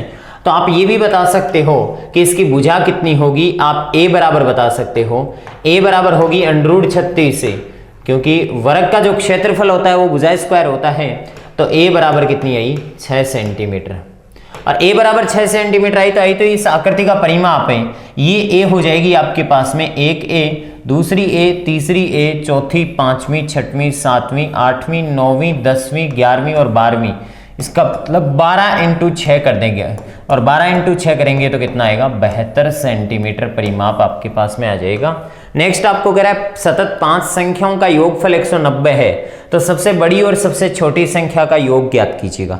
सतत चलने वाली 5 संख्याओं का योग 190 है, तो उन 5 संख्याओं के बारे में अपन डिफाइन करें तो पहली संख्या अपन मान सकते हैं x, दूसरी संख्या मान सकते हैं x+1, तीसरी संख्या मान सकते हैं अपन x+2, चौथी संख्या मान सकते हैं अपन x+3 और पांचवी संख्या अपन मान सकते हैं x+4।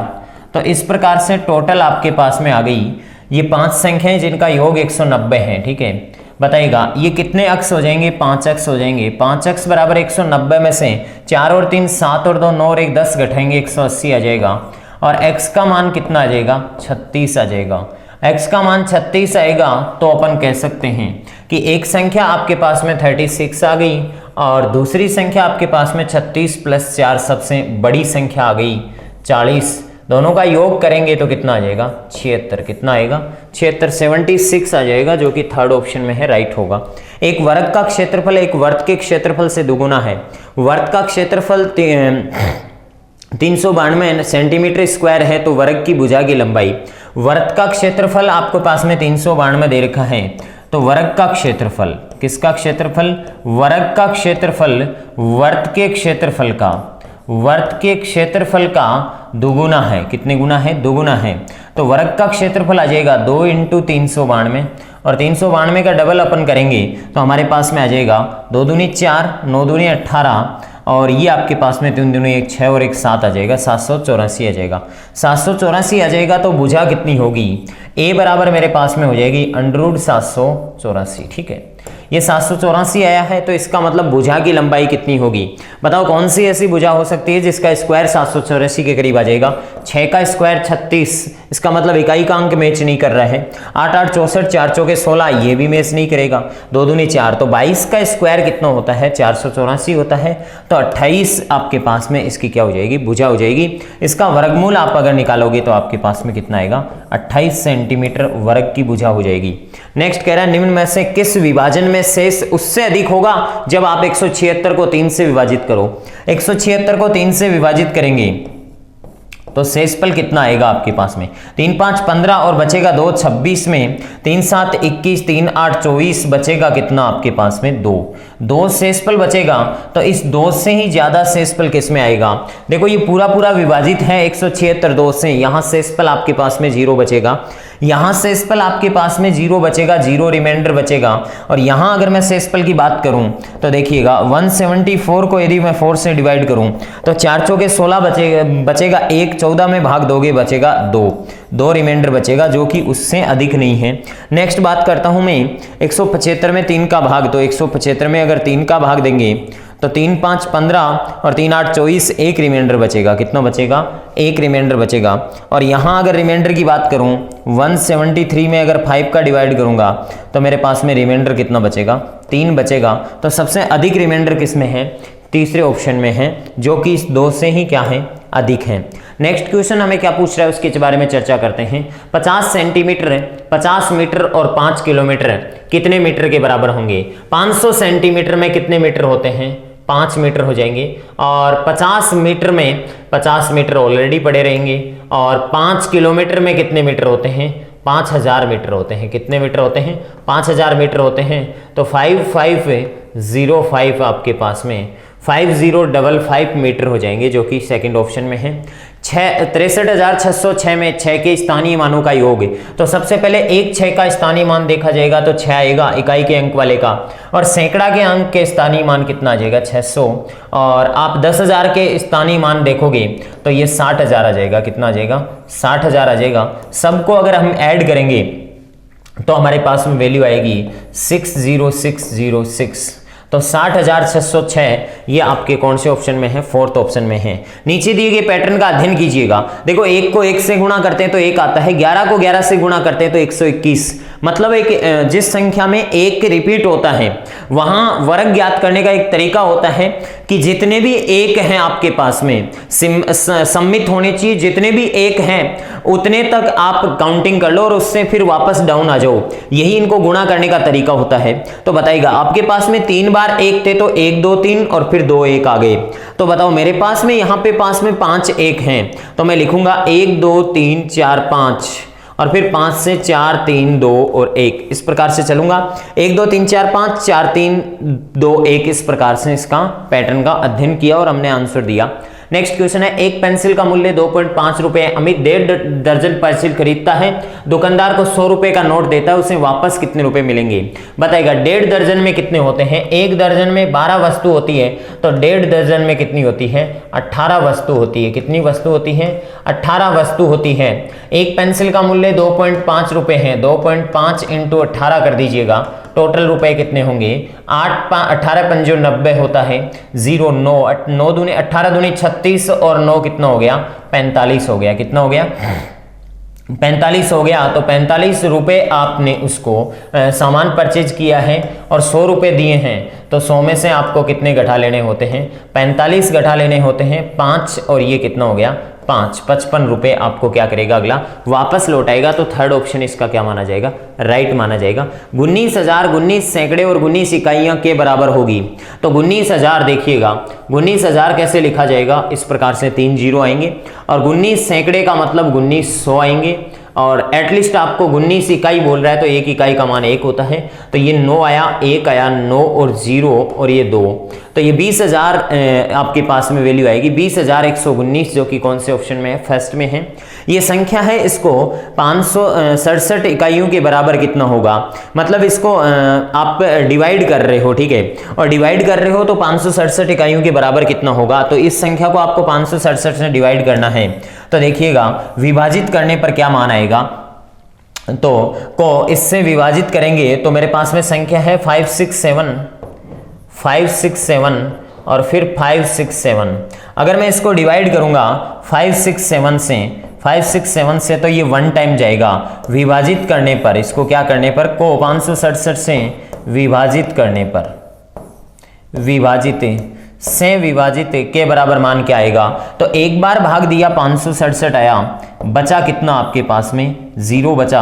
फिर 5 उतारा, भाग नहीं गया तो 0 लगाया, फिर 6 उतारा, फिर भाग नहीं गया तो 0 लगाया, और फिर 7 उतारा हमने, और बताइएगा इसमें फिर भाग कितनी बार गया? 1 बार गया। एक बार आया आपके पास में 567, फिर घटाया तो आपके पास में क्या बचा? कुछ नहीं बचा।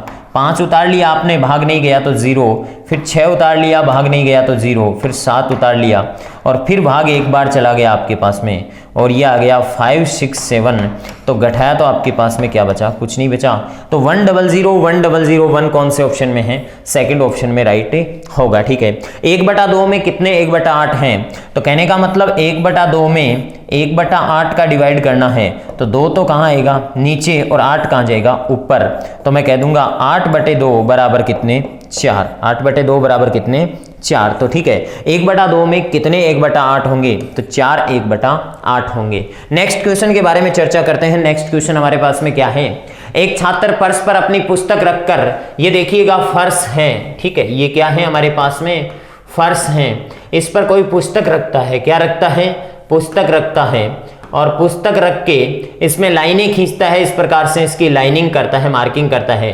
खींची गई लाइनों का अगर योगफल करोगे आप, ये लंबाई है, ये चौड़ाई है, ये फिर लंबाई है हमारे पास में, ये चौड़ाई है, तो इन लाइनों को जोड़ोगे तो 2 × L+B आएगा, और वो आएगा किताब का परिमाप। किसका परिमाप आएगा?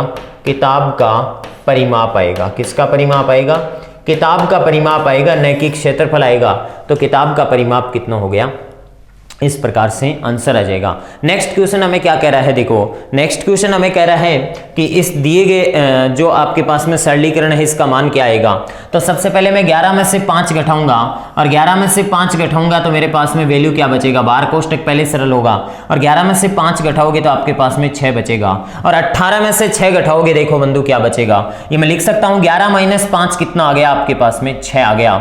6 गुणा ब्रैकेट 12 प्लस मजला कोष्टक है 13 प्लस छोटा कोष्टक है 18 में से 6 घटाया आपके पास में कितना बचेगा 12 बचेगा, ठीक है। और 13 और 12 कितना हो गया आपके पास में, ये एटलीस्ट वैल्यू आ गई 25 हो गई। 25 और 12 कितना हो गया 37। 37 को मल्टीप्लाई कर लीजिएगा आप 6 से, 6 गुणा 37 कर लीजिएगा, 6 7 7 6 42 4 और 6 3 18 और 4 कितना 22, तो 222 आंसर होगा। 15 व्यक्ति किसी कार्य को 48 दिन में कर सकते हैं तो 30 दिनों में उसी कार्य को समाप्त करने के लिए कितने व्यक्तियों की आवश्यकता होगी। तो यहां फॉर्मूला काम करेगा m1d1 बराबर m2d2। तो 15 व्यक्ति किसी काम को कितने दिन में कर रहे हैं 48 दिन में कर रहे हैं, ठीक बात है। तो कह रहा है कि 30 दिनों में पूरा करने के लिए कितने आदमियों की आवश्यकता पड़ेगी। 15 का भाग 30 में 2 बार जाएगा और 2 का भाग यदि 48 में देंगे, 48 में यदि 2 का भाग दोगे तो आपके पास में वैल्यू आएगी 24। कितनी आएगी 24 आएगी। तो एटलीस्ट आपके पास में ये आंसर कितना आ गया, थर्ड आ गया। 24 व्यक्ति इस काम को कितने दिन में कर लेंगे, 30 दिन में पूरा कर लेंगे। नेक्स्ट क्वेश्चन आपके पास में क्या है देखिएगा, भिन्नों को आरोही क्रम में सजाने पर विन्यास कौन सा होगा। आरोही का मतलब क्या होता है, बढ़ता क्रम होता है। सबसे पहले क्रम के बारे में चेक करते हैं, 8 5 40 और देखिएगा 6 3 18, मतलब ये बढ़ता क्रम है। और फिर 6 दूनी 12 और फिर अपन चेक करते हैं 5 3 15, ये घटता क्रम हो गया, छोटी वैल्यू आ गई आगे, तो ये नहीं हो पाएगा। फिर अपन चेक करते हैं 6 दूनी 12 और 5 3 कितना 15, तो ये तो घटता क्रम हो गया, बढ़ता क्रम हुआ ही नहीं। फिर अपन अगला चेक करते हैं 8 5 40 और 9 3 कितना 27, ठीक है। यही क्रम बताया हमने कि बढ़ता चाहिए आपको, ठीक है। तो 40 बड़ा है। फिर इसके बाद में अगले को चेक करते हैं, 9 दूनी 18 और 5 3 15, ये भी बढ़ता क्रम है। फिर इसके बाद में लास्ट को और चेक कर लेते हैं, 6 दूनी 12 और 5 3 15। तो इस प्रकार से बढ़ता क्रम कौन सा हो गया, थर्ड ऑप्शन में हो गया। यहां कैसे गलत होगा, 8 दूनी 16 3 3 9, यहां तक तो ठीक है। फिर देखो 3 5 15 9 दूनी 18, घटता क्रम आ गया चलते ही, ठीक है। हाँ जी, इनका आपको एलसीएम पूछा है, क्या पूछा है एलसीएम, 108 और 144 का एलसीएम पूछा है। 2 का भाग लगा देते हैं, आपके पास में आएगा 54 और ये आपके पास में आएगा 72। फिर 2 का भाग लगाएंगे 27 आएगा और फिर आपके पास में आएगा 36 आएगा। फिर हम चाहते हैं तो 2 का भाग फिर लगा देते हैं, ये 27 आया, इधर हमारे पास में 18 आया। फिर 2 का भाग फिर लगाया, 27 में गया नहीं, इधर 9 आया। 3 का भाग लगाया, इधर 3 का भाग 9 बार, 3 का भाग 3 बार और इधर 3 का भाग फिर 3 बार और 1 आया। 3 का भाग दिया तो 1 1, 3 3 9 9 3 27, 27 दूना 54, 54 दूना 108 और 108 का डबल होता है 216। 216 का डबल आपके पास में कितना हो जाएगा 432, जो कि कौन से ऑप्शन में है, सेकंड ऑप्शन में है। 3.5 सेंटीमीटर व्यास वाले वर्त की परिधि ज्ञात करो। वर्त की परिधि का सूत्र होता है 2πr और 2πr के अकॉर्डिंग अपन कह सकते हैं कि 2 × पाई का मान 22/7 और व्यास आपके पास में 3.5 सेंटीमीटर है तो त्रिज्या हो जाएगी 3.5 बट्टे कितनी 2। एटलीस्ट देखो 2 से 2 कैंसिल आउट हो जाएगा, 22 बट्टे कितना आया 7 इंटू 35 बट्टा कितना आ जाएगा 10। 7 का भाग 5 बार और 5 का भाग 2 बार, 2 का भाग 11 बार, तो 11 सेंटीमीटर वर्त की क्या आ जाएगी, परिधि आ जाएगी, जो कि सेकंड ऑप्शन में है, ये राइट माना जाएगा। नेक्स्ट क्वेश्चन आपके पास में है, 3 वस्तुओं का क्रय मूल्य 4 वस्तुओं के विक्रय मूल्य के बराबर है। तो 3 वस्तुओं का क्रय मूल्य 4 वस्तुओं के विक्रय मूल्य बराबर है, तो क्रय मूल्य और विक्रय मूल्य का अनुपात आएगा 4 अनुपात कितना 3। बताइएगा लाभ हो रहा है या हानि हो रही है, हानि हो रही है, यहाँ पे सॉरी हानि हो रही है, तो हमें हानि कितने की 1 की, 4 पर इंटू क्या कर दो 100, एटलीस्ट हमें 25% की हानि हो गई। कितने परसेंट की हानि हो गई, 25% की हानि हो गई, 25% की हानि फोर्थ ऑप्शन में है। ABC की औसत आयु 10 वर्ष है, A और C की औसत आयु 9 वर्ष है, तो B की आयु कितनी होगी। तो ABC की टोटल कितनी होगी, A + B + C बराबर टोटल हो जाएगी 30 और ए और सी की टोटल आयु हो जाएगी आपके पास में 18। तो जैसे ही घटाएंगे ए और सी तो कैंसिल आउट हो जाएगा, बी की आयु आपके पास में कितनी आ जाएगी, यहां घटाओगे तो कितनी वर्ष आएगी, 12 वर्ष आएगी, जो कि कौन से ऑप्शन में है, फोर्थ में है। और 320 रुपए का अगला कह रहा है 2 पैसे प्रति रुपए प्रति माह की दर से 4 माह का साधारण ब्याज ज्ञात कीजिएगा। सिंपल इंटरेस्ट का फॉर्मूला होता है मूलधन इंटू दर इंटू समय। तो मूलधन कितना है, 320 रुपए है, कितने रुपए हैं, 320 रुपए हैं, और दर है आपके पास में 2 पैसे प्रति रुपए, 2 पैसे प्रति रुपए, और प्रति माह की दर है। तो बताओ कितने महीने का चाहिए, 4 महीने का, रुपए से रुपया कट गया और 4 दूनी 8 हो गया, 8 दूनी 16 हो गया, और 8 3 24, और एक कितना हो गया 25, 2560 पैसे हो गए, कितने हो गए 2560 पैसे हो गए, जो कि आपके फोर्थ ऑप्शन में पड़े हैं। अगर आप इनको पैसों को अगर आप रुपए में कन्वर्ट करोगे तो ये 25.60 रुपए होंगे, और 25.60 रुपए आपके किसी भी ऑप्शन में नहीं है, 25.6 पैसे दे रखे हैं यहाँ पे, तो 25.60 रुपए होंगे, वही आपका क्या माना जाएगा, राइट माना जाएगा। तो इस प्रकार से इसमें फोर्थ ऑप्शन है।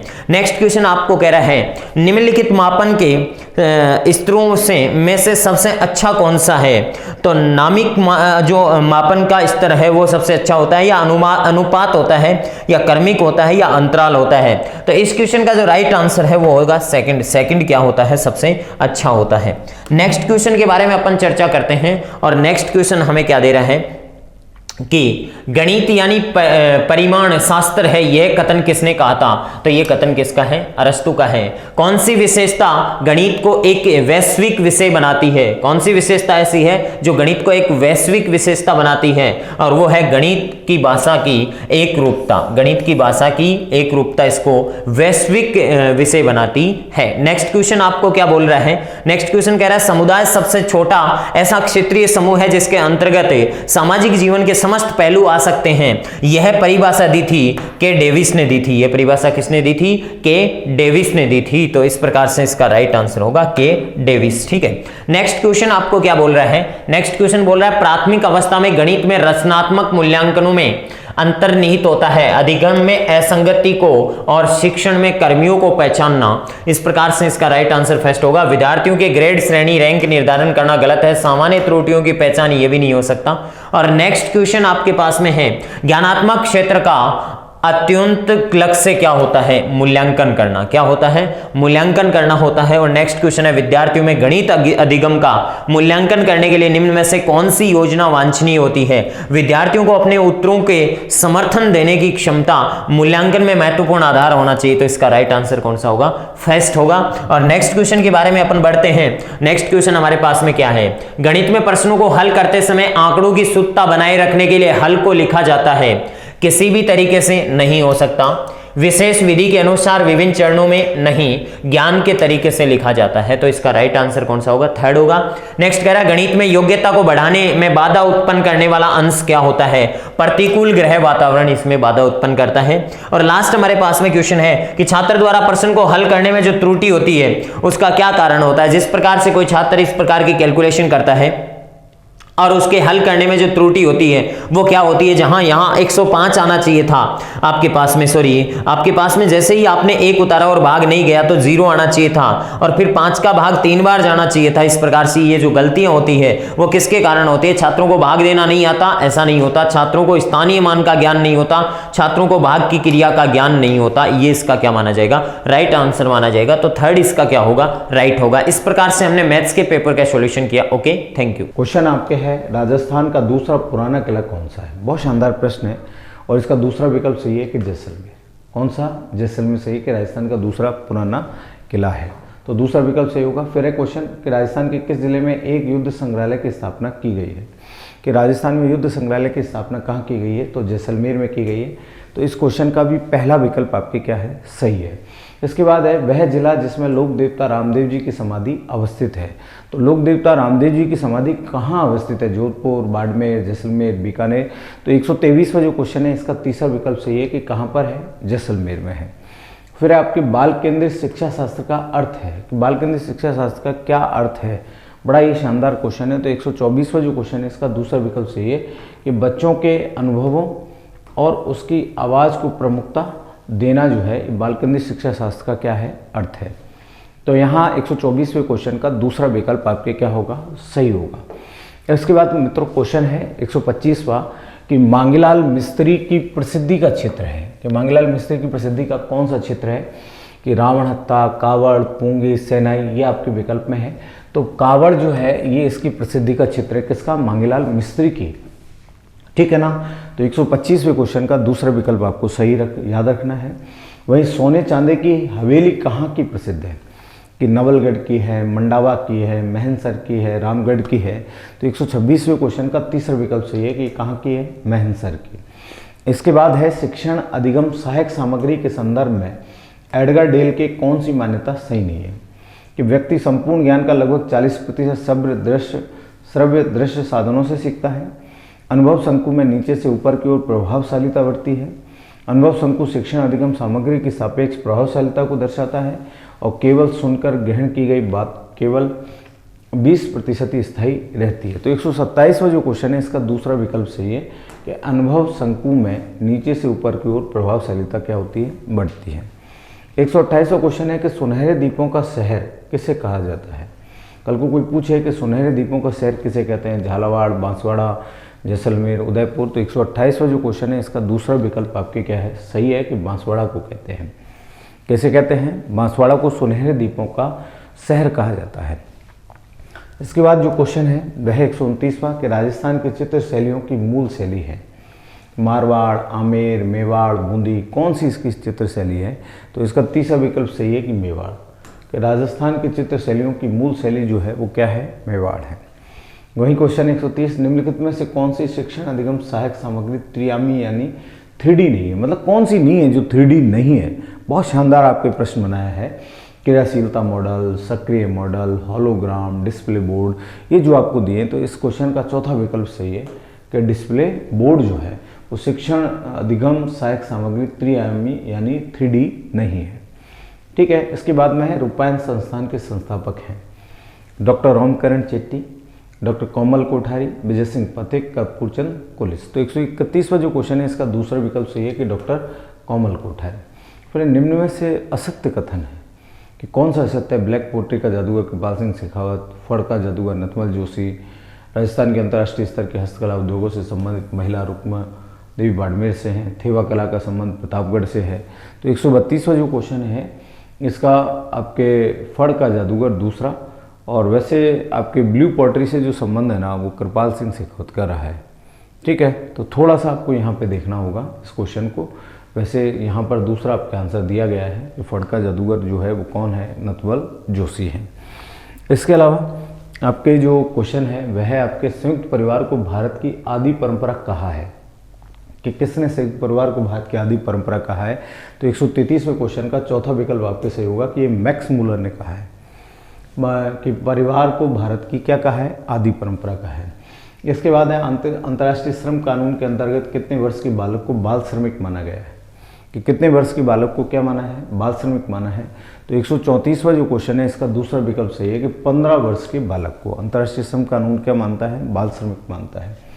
फिर है सार्वजनिक स्थलों पर सर्वप्रथम धूम्रपान निषेध अधिनियम कहाँ लागू किया गया, दिल्ली, राजस्थान, उत्तर प्रदेश और बिहार। तो 135वां जो क्वेश्चन है इसका पहला विकल्प आपके सही है कि दिल्ली में जो है ये पूरा प्रतिबंधित किया गया है। फिर है लुम्सडेन ने शैक्षणिक तकनीक द्वितीय किसे कहा है, किसे लुम्सडेन ने कहा है शैक्षणिक द्वितीय तकनीक, कठोर शिल्प उपागम, कोमल शिल्प उपागम, प्रणाली उपागम, इनमें से कोई नहीं। तो 136वां जो क्वेश्चन है ना इसका दूसरा विकल्प सही है कि कोमल शिल्प उपागम को कहा है, ठीक है।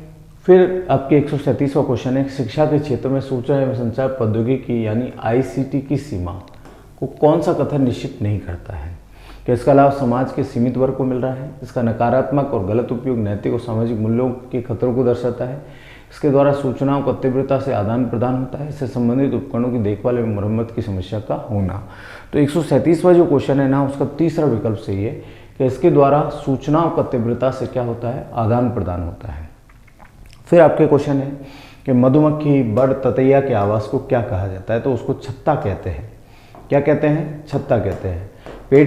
पेड़ की कोटर में आपके कंगारू रहता है, ये भी आप ध्यान में रखना। कल को पूछ ले कि पेड़ की कोटर किसका आवास माना जाता है, कंगारू का माना जाता है। घोंसले जो हैं आप जानते हैं चिड़िया के होते हैं, है ना, ये चिड़िया घोंसलों में रहती है। जाल किसका होता है, मकड़ी का होता है।